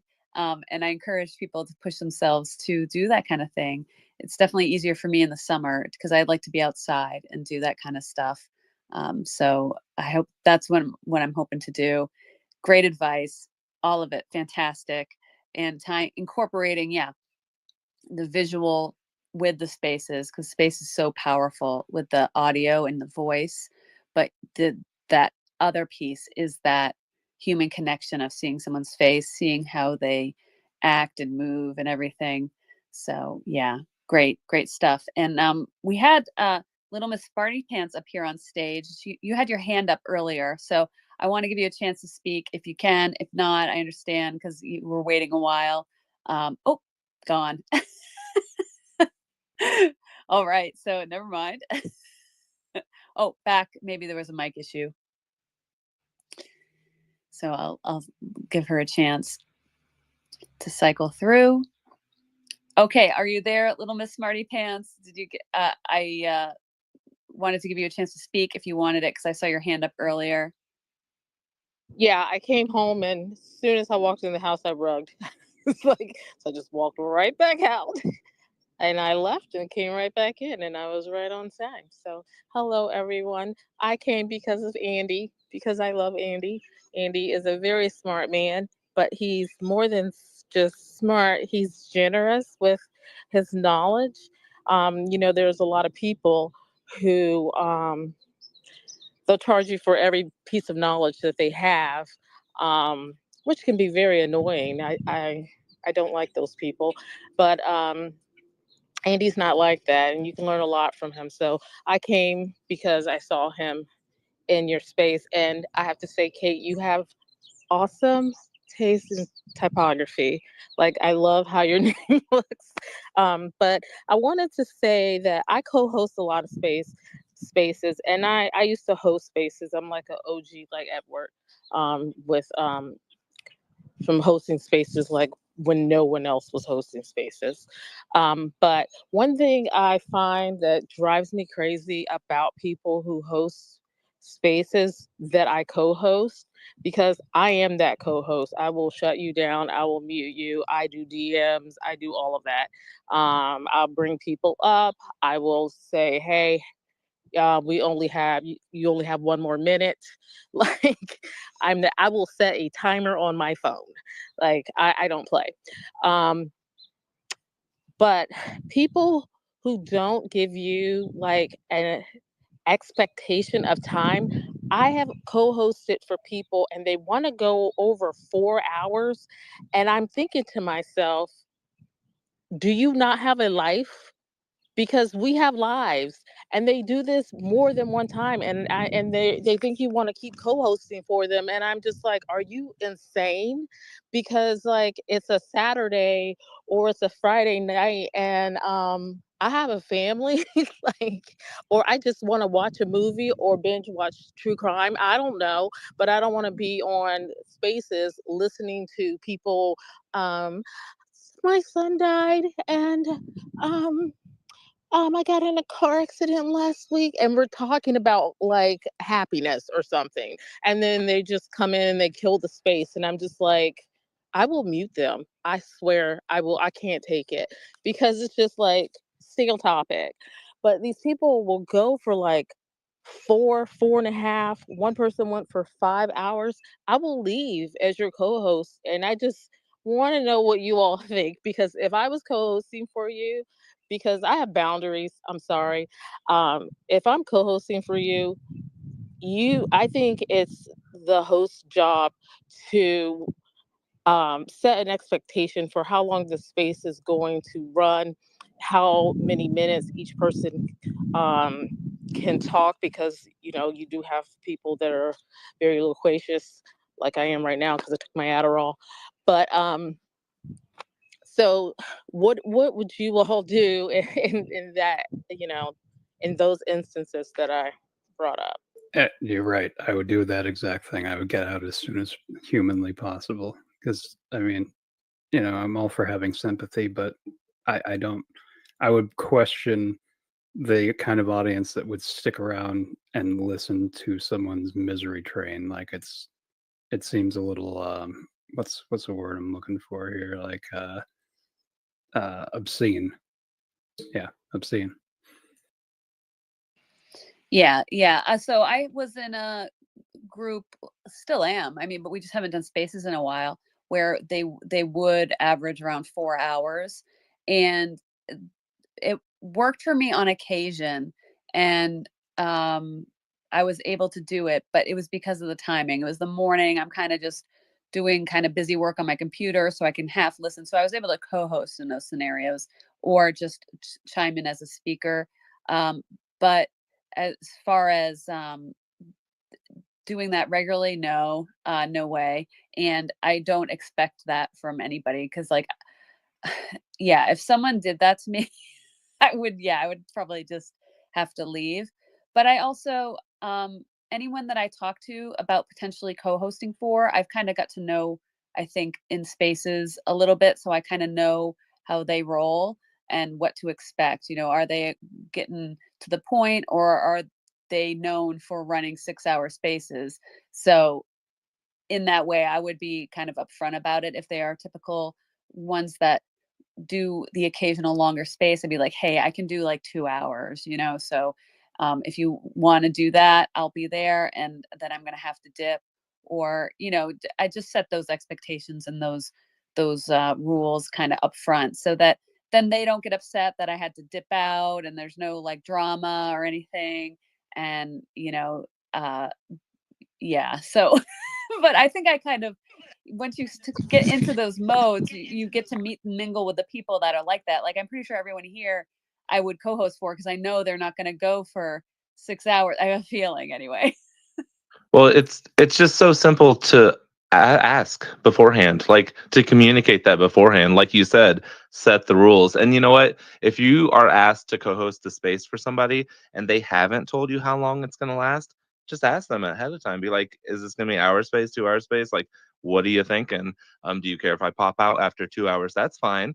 Some hosts that do those like super long spaces, they don't care if their co-hosts cycle, and they should be better about like communicating that ahead of time. Like, so and so is going to do the first hour, then so and so is coming in for the second hour, then we got so and so, finishing up with the third hour. Like, but yeah, it's all about communication. That should all be communicated ahead of time.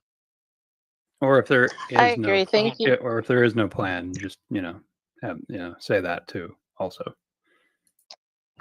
Thank you. I just thank you. All of that. Yes, because communication is key, and I think you just need to be cognizant of everyone's time. Telling your sob stories that is obscene in the middle of a space is not about that. You can DM the host if you need a pat on the back or a hug privately. Um, and then if you want the co-host to say something specifically, or speak on a topic, I think you should let them know ahead of time, because I have been asked to read from books like that I don't have opened, can you read pages blah blah blah blah blah, blah? I'm like, are you insane? What do So they want you to yes. read? Just whatever book they're talking about. Like we could, I don't know. Sometimes it's Bible passages. Sometimes it'd be about Karl Marx. It'd be whatever. And I'm just like, is this for real? Like, are you okay? So yeah, That's really weird I'm like, because like even it's even bizarre. even priests don't do that. Like they actually talk about the stuff, right? Like, Yes. But I do want to tell you something funny real quick before I mute myself. Last week I was in a space, I wasn't co-hosting, but the person had ran for over 4 hours. The space ended because X ended it, and then they started again and went for another 4 hours. And I was like, all you people in there have no lives. It was a Friday night. Well, I don't know if you know famous in my phone, but he has been doing 24-hour spaces every Wednesday, and today is Wednesday, folks. So after this space, go find him. Famous in my phone. He goes Oh by no, I've Fizzy. been in there. Oh, have you? Yeah. A lot of times, yeah, he'll just be talking to one other person, and then people are just in there as listeners, and I'm like, what is this? So yeah. It's working for him though. He's having a good time with it. So I think it's just, yeah, that's what it's about. It's about what works for you and just making sure that you are respectful with other people's time, if you ask them to be a part of whatever you're working on. Yeah. Yeah, definitely. And I get the idea of the 24-hour space. It's his thing that he wants to try and he's experimenting with, and he's got the time for it. He's retired, so he's looking for creative things and meeting new people and stuff. So like I get the concept, not for everybody. And what's kind of cool about those is like, oh, I could pop in, when I'm on my lunch break and have a minute and say hi and see what's going on and come back again later and talk about my day. And I can see that as someone that, I don't have that much going on day to day. I work freelance at home. It's kind of quiet here. So it'd be kind of fun to just pop in and stuff. So everyone's lifestyles are a little bit different and can do things. So it's just catering to that. Could I do it? No. And yeah, 2 hours is my limit. And it was funny because Edward Lynn was up here talking and he left a comment that 90 minutes is his limit. So, everyone has their own thing, and it just make it work to fit your vibe. And yeah, finding co-host or co-hosting for others. I've done that for some, and sometimes it works, sometimes it doesn't. You really have to gel in a certain way that is a little bit different than other things. Kind of comparing it to, you have friends, right, in real life. And I don't know if you've ever been working somewhere and you've had a friend that needs a job and you're like, oh yeah, I can hook you up with a job, come work with me. And then you work with them and you're like, oh my God, what the hell is wrong with I my don't I friend? don't work with friends. No, I was in cosmetics for like 20 years, and I worked for the prestige brands at Estee Lauder and L'Oreal, and I would travel, and so many people would ask me for a job because in cosmetics it's who you know, and I'm like, yeah, no. No, I can't stake my reputation on you. And then I did it like one time, and then I had to tell the person, yeah, you're not going to work. I was like, never doing this again, because some people, they just, they don't have, they're not you. They don't work like you, and how Yeah. you know them as a friend is completely different. Yeah, it's a really interesting dynamic, and I've done it a bunch of times for friends. And some of them are great, and then some of them it's like, oh my God, this is a living nightmare, and I can't get out of it, and all kinds of things. So you have to do that test run, like we are talking about with Gunky earlier. If you have some people that you're connected with on X and you want to give spaces a shot with them, do a little test space, and no pressure. Keep it to a light amount of time, like, oh, we're just going to go for 45 minutes or an hour or something, and we'll see how it works. And if you can have a conversation, and keep it going and keep it mildly interesting. And, and if they're reliable and all this stuff. So, it's a little bit of experimentation. And then sometimes you just get really lucky and meet some people that are just all those things. in a nice little package. I think it's kind of rare though. So I like to say that I'm really lucky that I've met these co-hosts here that are here with me. Gunky, go ahead.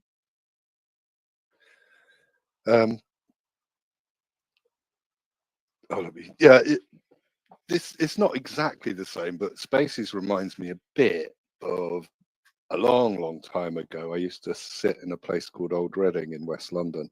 You could look out over the whole of that part of London with a CB radio in the car with a couple of friends, and we just sort of, you'd go on channel 14 and B14 for a copy, and you get talking. And we used to start going up every Friday night after the pub, and it just got bigger and bigger and bigger. And one of the great things about Spaces, we were getting trolled. This is like more than 40 years ago. We'd have people, they knew we were doing it, and they would deliberately, we had people driving in the car next to us with a really powerful boots, as we used to call it, just wiping out our signal, just to ruin it for no other reason at all. And I've seen that in Spaces a few times. They're no doubt they're straight off to the next space, but at least you can block them. But yeah, Spaces does remind me a bit of that, and it reminds me a bit of being in a gaming clan, just a little backwater clan on a little game we were all playing in TeamSpeak. And some of the most fun I had was when the game was crashing and we were kind of stuck and we didn't know whether the competition we were in was going to continue or not. And it's 2 o'clock in the morning, and everyone just started to go into silly phase. So I'm sort of famous in my phone. It's an interesting thing he's doing. I find it very interesting. I'm going to go and pitch him an idea later on to sort of Photoshop in parallel with the conversation and see if we can create something. Well, but yeah, great. Spaces are brilliant. Oh, the only other thing I was just going to say quickly is I wish there was a Titanic emoji, because I just sunk. That's why I disappeared. What were you going to say, Rich? I was gonna say, yeah, that's one of the great things about what Famous is doing, is that, like, if you ever need to chat with him or run something by him, like on a Wednesday, you can find him. Like, he's on X in that space. So I think he is gonna develop a following. Like, if he is, that's the thing, consistency. Consistency does pay off. And if this is his shtick, and he's doing it every Wednesday and he's consistent about it, he's gonna develop a following, and it's gonna become a packed space eventually, I think. I think it's a cool thing, cool experiment at least. Yeah, absolutely. And he's owning it, he's not saying it's like ruining his life. It's not miserable about it. He's really excited about it. He says he does get tired, the next day or whatever, but he's genuinely interested in doing it. And it's not like a gimmick, right? It's like he really likes the concept of it. And so I'm super excited for him to see where it goes and what he can do with it. Yeah, because it's really an interesting format, being able to jump in, jump out, never know what the topic's going to be, kind of like stopping like the Central Perk coffee shop and friends, just like pop I in. was just gonna relate it to a bar, like Cheers. Yep. Yeah. Yep. And yep. So Famous is Sam Malone there, always there, but he's there to listen, more than talk. So yeah, that's why we like it. I want to just thank everyone for joining us today. It's been a really great discussion and talking about how spaces have really been an important part in all of our journeys here on X. I think we can get into that a little bit, because I think for all of us here, me and the co-hosts, at least I can speak for, I think, about this, is how it did kind of open up a whole different world of X and all kinds of opportunities, and really making those real connections with people, real people. And the power of that, when you unlock that on this platform, it really it does become that neighborhood bar or that neighborhood coffee shop that you pop in, you see the same people, and you don't feel like your day is right when you haven't popped in and said hi to them. So I think there's something to that, and we can get into our stories maybe of how spaces, changed how we use X. But I want to quickly just point out the pinned posts up here at the top of the space. And you can also find these down in the purple pill. And it's just a little bit of self-promotion for us because, we are doing this out of the goodness of our hearts, because we do love it and we do like actually hanging out. I think me, Christopher, and Rich just like kind of hanging out sometimes. So I think it's more about that than anything else, but we do like to provide value as well.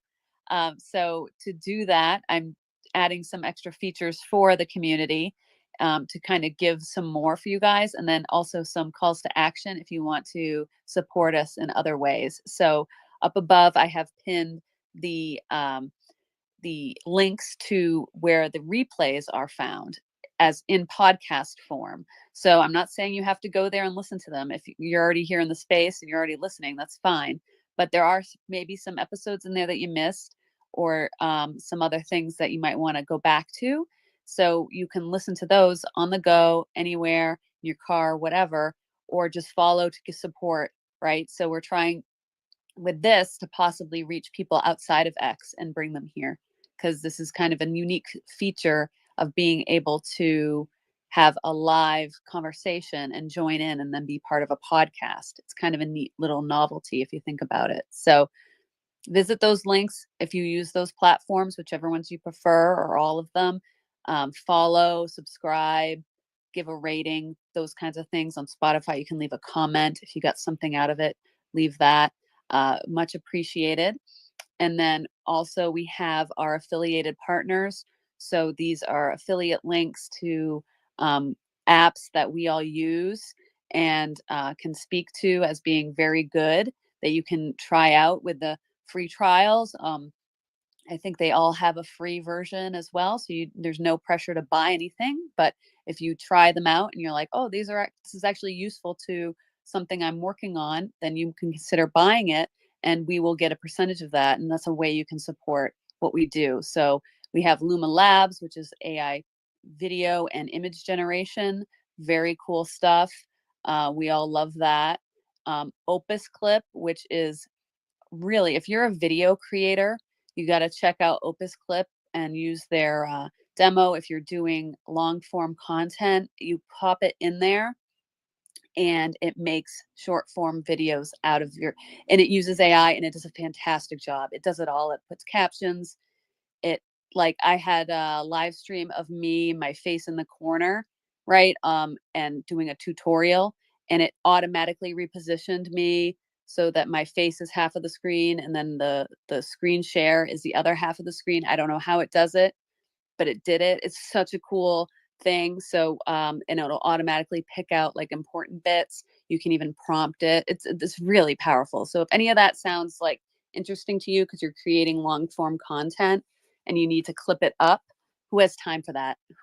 I don't have time for that. So this is a nice shortcut.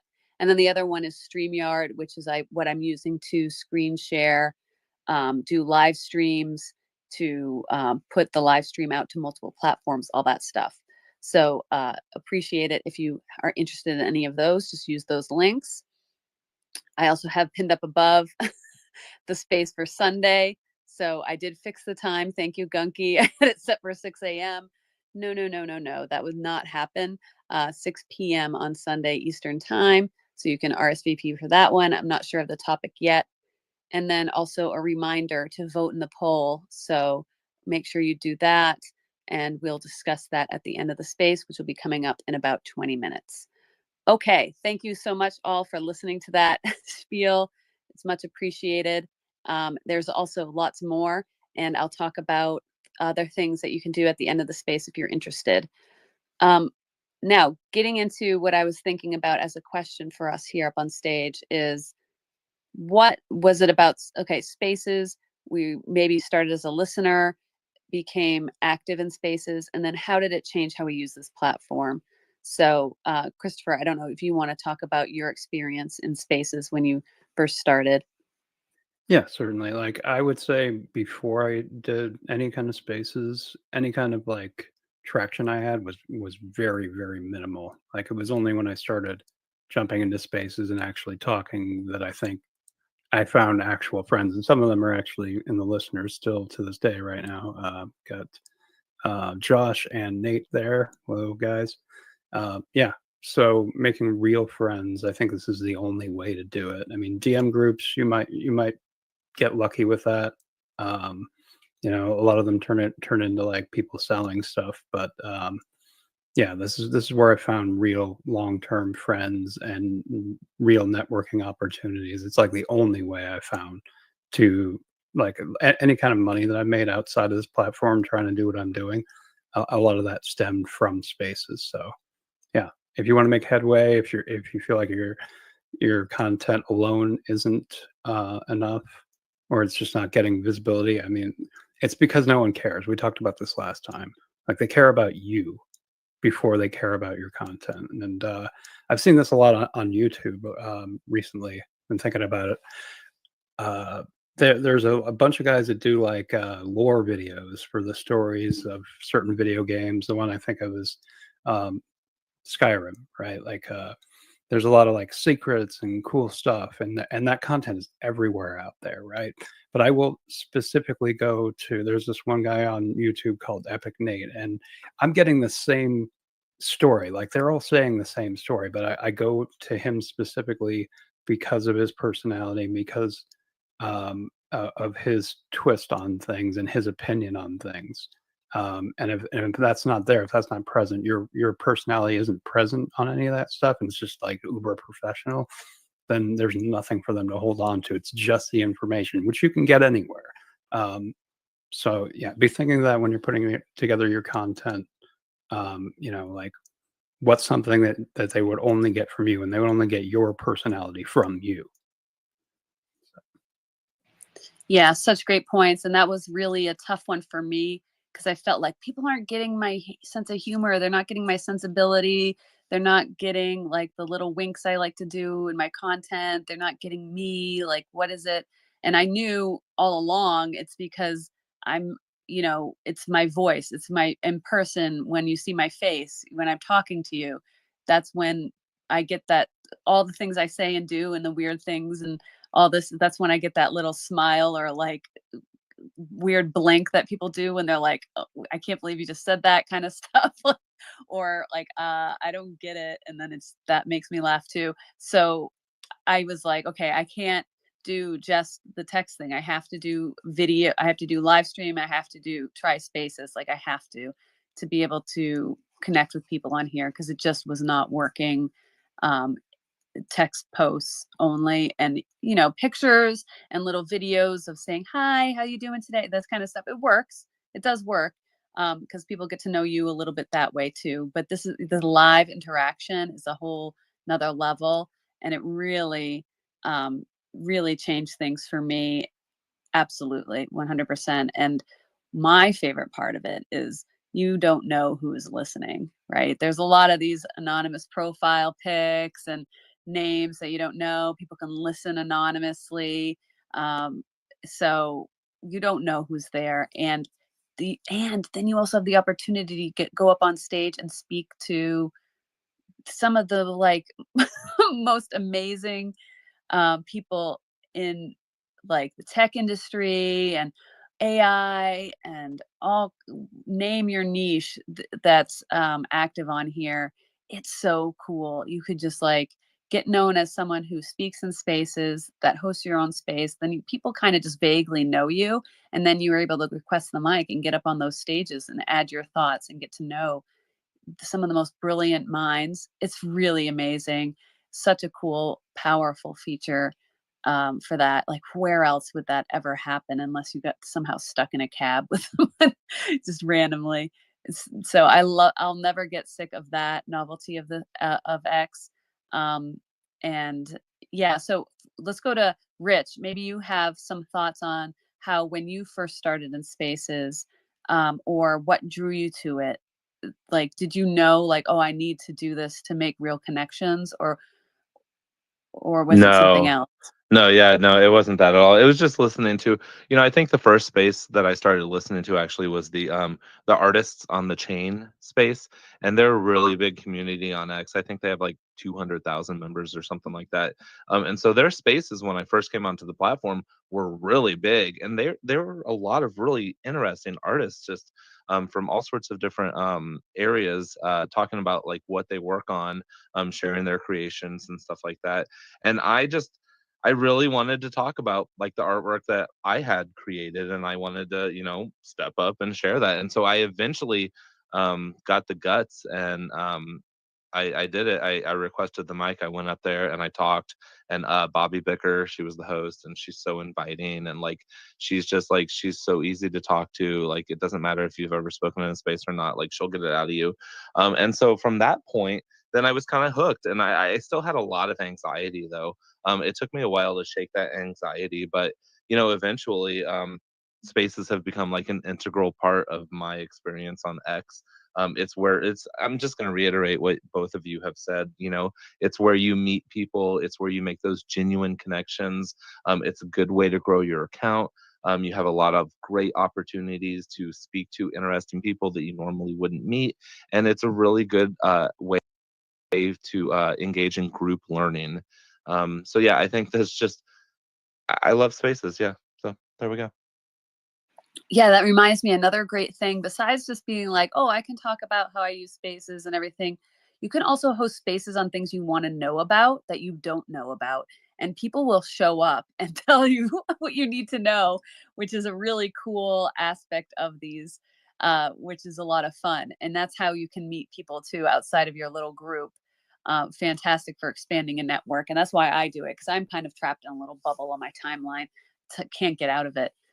We should do that. We should do that. I want to do like a filmmaking thing, because I don't really want to pay for it, but I want to learn it. So like instead of going to college, I could just do that. Yeah. And I'm kind of getting into the idea of interviewing people on stuff I don't know about too. Sorry to jump in. Whoever said the filmmaking thing, I made friends with a screenwriter on here a few years ago. I'm still friends with him. He's awesome. And he's written some of the movies we've all seen. So if you do that, make sure you DM me and I will invite him. Awesome. Sounds great. See, there you go. And another thing to kind of like when people talk about manifestation and all this stuff, like the saying things in space is a great way to manifest stuff, because like you have an idea, you're like, I don't know. I do this all the time in spaces. It's like I kind of have this idea, I put it out, and I see what comes back. A lot of the times, nothing. And then I'm like, okay, then maybe there's nothing there as far as when it comes to creating content on X or other ideas I have. Because sometimes I'll talk about something like Christopher just did there, and then instantly someone chimes in. And I've seen it a lot too with speakers when they just kind of put out questions or general thoughts, and then all of a sudden someone just appears on stage and is like, hey, I heard someone talking about this. So yeah, great connections, always happening, and meeting people in different subjects and stuff. And I do like that idea of filmmaking space, and we could put that together and maybe just put it out there, and see who we can get. And that would be cool to get some of those questions answered. Yeah. All right. So I was gonna say, as long as you don't have like your traditional filmmaker, like you invite some guests that's like very traditional, very well respected, but then you have a lot of people in the audience who are like super AI, producers, and like they start to clash. That's fine. Like I feel like the questions that I would ask are apply to both. So I wouldn't be like pushing AI at all. I would just be like, what's the best way to do this? What's the best way to do that? Because it really does apply to both. And you don't have to like push the AI aspect of it, because we're trying to be professional. It should, as far as AI goes, it should look like a real film, I think. I agree. And look and sound. Yeah. So maybe we could do the space on Sunday, just like content creation versus film making, maybe, or something like that, some subject like that, and then kind of put the feelers out and see who shows up, and then we can go from there. That might be a fun way to just tease it, or we'll put filmmaking first, like filmmaking versus content creation, and bridging see, the gap. touching on those two subjects, because is there an overlap there, or are we just kind of pretending there is, or I don't know. That could be an interesting conversation, and because we like to get a little bit spicier on Sunday Spaces, get kind of controversial subjects that get people a little riled up, and that could definitely be one. Yeah, let's just say like regular filmmaking is exactly the same as AI. Yeah, maybe not. Maybe not that one. Like, who needs photographers anymore? You can just describe a screen to AI or a scene to AI, right? Cameras are Yeah. no longer required. Yeah, See, no, those are I do those are that. fighting words, guys. Because Right? you know, we creative people, we're like, "Ah, what are you talking about?" Like, so yeah. Yeah, and that always gets good discussions, and I love that kind of stuff because, like, I am a photographer and I love AI, and I create a lot of images that are kind of photo realistic in AI for different use cases because, like, I can't always just do a photo shoot and throw it together and get the images I need. I'd love to, kind of, but not really, because that's a heck of a lot of work, honestly, and time and organization and all this stuff that I don't really want to deal with. But I know my job as a photographer isn't necessarily under threat either, because look, AI isn't going to generate your family portrait. AI isn't going to take photos of your wedding. AI isn't going to be at your family reunion taking pictures of those moments when, grandma opens the gift and, it's a family moment, all this stuff. Like, there's still those genuine moments that you do need a photographer, you do need an actual videographer there to capture in real time, in reality. And then also the creativity of art. I mean, that when photography was invented, people didn't throw their paints away and never paint again. So it's all a progression and different mediums and ways to use it. So I yeah. agree. Yeah. I think you have a few more years until the Optimus bot learns how to hold the camera.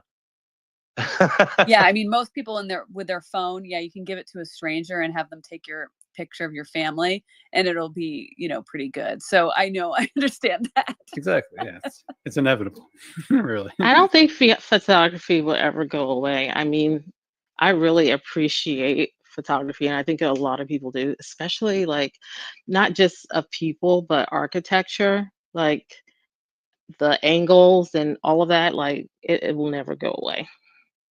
Yeah, because it is that artist's point of view, and once you have that, you can't replicate that. It's always going to be that individual artist's point of view on something. Gunky, go ahead. I don't know if you guys can hear me. I've tried everything to make this space work for me, but it's just you're all crackling and buzzing and voices. You're crackling too. I think you got a dusty connection It's somewhere. it's a bug. Like, you have to leave and come back, and then it'll go away. Yeah, I've tried that. I think I'm gonna have to reboot my computer. I think I've got too much open in other programs, and I've got no RAM left to play the game. I'll say great space as always, guys. I love spaces. Always got things to think about and talk about. And Chris, if you're going to start sort of pursuing filmmaking, I'm learning from the AI that the more you know about filmmaking, the greater your potential to use it. I'll post it and I'll go find it and post it. I hadn't even ever heard of him, but he's been knighted. He's something or other, and he's a lighting director, and he has worked on everything. And he just talks through all these games he played to get the effects that he wanted. He said we just built this mountain of light bulbs and just spotted a couple out of it while the people were running, just using a Steadicam, running through like the church scene kind of thing. And I think it was in 1917, that film. But once you see his sort of back catalogue, I'm like, oh, if you follow this guy and whatever he's doing, you'll learn a few tricks, I think. But anyway, yeah, it's all gone a bit pear-shaped, as we call it over here for me. But I will leave and I will catch up with you guys later. Really appreciate the space. Thank you. Yeah, that sounds great, by the way. Yeah, love to talk to him. Cool. Yeah. If you guys follow cool accounts, feel free to recommend them. We're all kind of trapped in our little silos, and it's hard to break out. So if you know any accounts that should be following or mentioning or checking out, like Gunky just did, then we definitely want to encourage that. And then we can invite them to come if they can or not. But just always having more creative people that are on this platform, especially they have a tough time sometimes. So I do like to actively follow creative people. So I'm like, hey, no, it's okay. You're being seen. You're doing great. So all right, this has been a really great space. I'm going to be closing up here in a second. Rich threw his hand up, so we'll go to Rich. And if anyone else wants to chime in, please. Sorry, I had just I don't know, a weird thought. Like, what if X changed it? You know how they keep modifying their subscriptions and raising the prices and stuff like that? What if they made it so that you had to have a premium plus subscription to host a space? Oh, no, you don't think that would happen? It's possible. Yeah, like if they're not making a profit on it, but it might also be good for, people that can afford that, right? Like more people in the spaces because there's less spaces. That's what I was thinking. Oh, go ahead, Little Miss.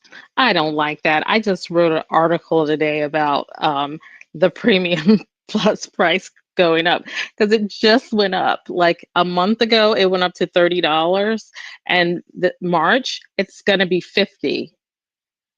And so I'm just like, whoa, that's a $20 jump. But since it started, it has gone up 127%. I let ChatGPT do the math, so it's correct.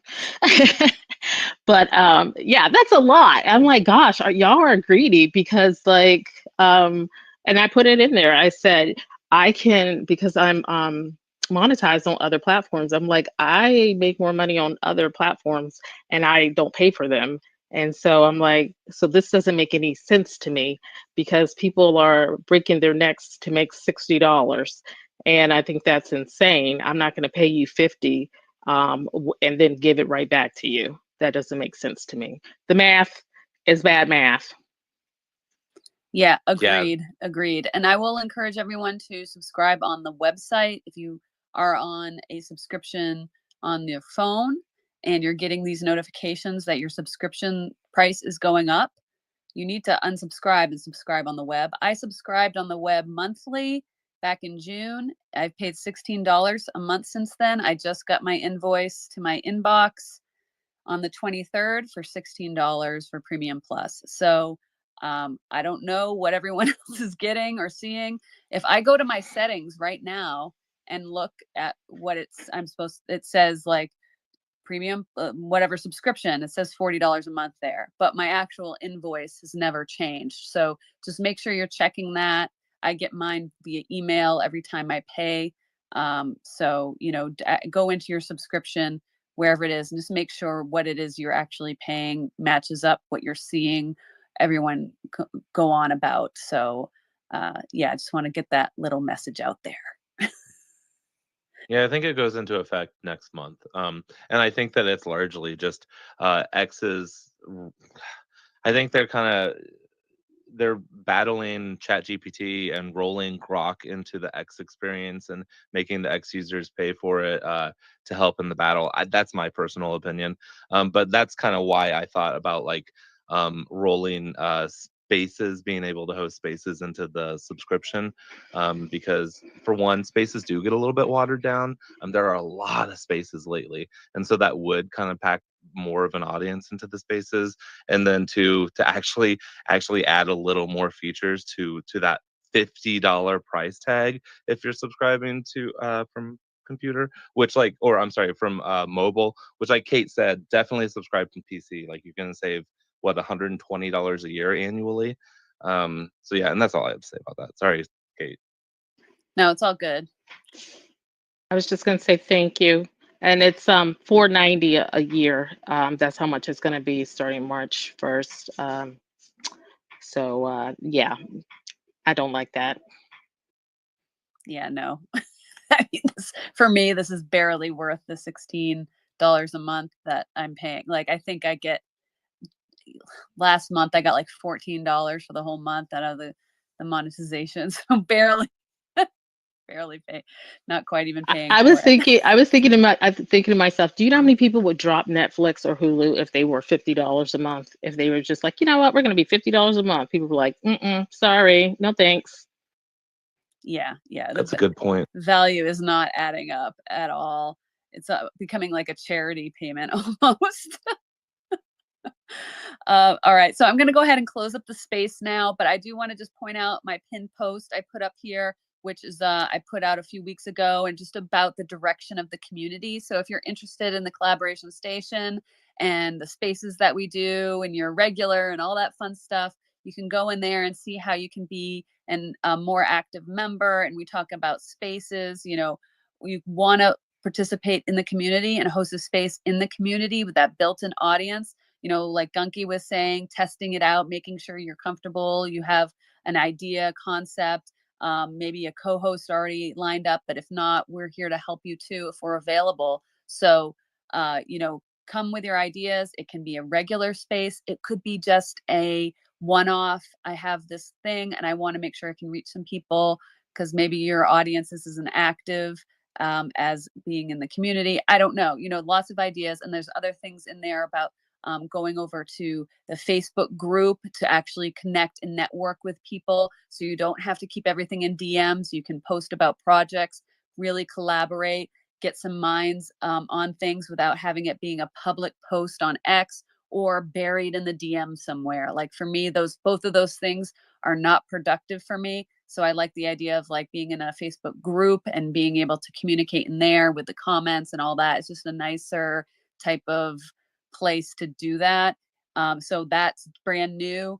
If that's something that interests you, it's all in that post. So take a look, go through the pin posts up there if you haven't yet. And yeah, we'll be on Sunday Space. We'll probably do the tie-in of content creation versus filmmaking some way. We'll make it a hot topic, controversial topic. So you'll have things to chime in about. So you can start thinking about that and join us for the Sunday Space. All right. So other than that, any questions about spaces, feel free to ask me anytime. I'm around and you can leave your replies down in the comments too. I'll answer questions there. Yeah, so I think that's it. I think I'm going to say thank you to my wonderful co-hosts. Thank you to all the speakers. Fantastic advice. Wonderful discussion. And then all the listeners here that we see every week. So great to see you. I really enjoy seeing your faces down there. And that's it. So have a great day, everybody. See you on Sunday. Bye. Bye.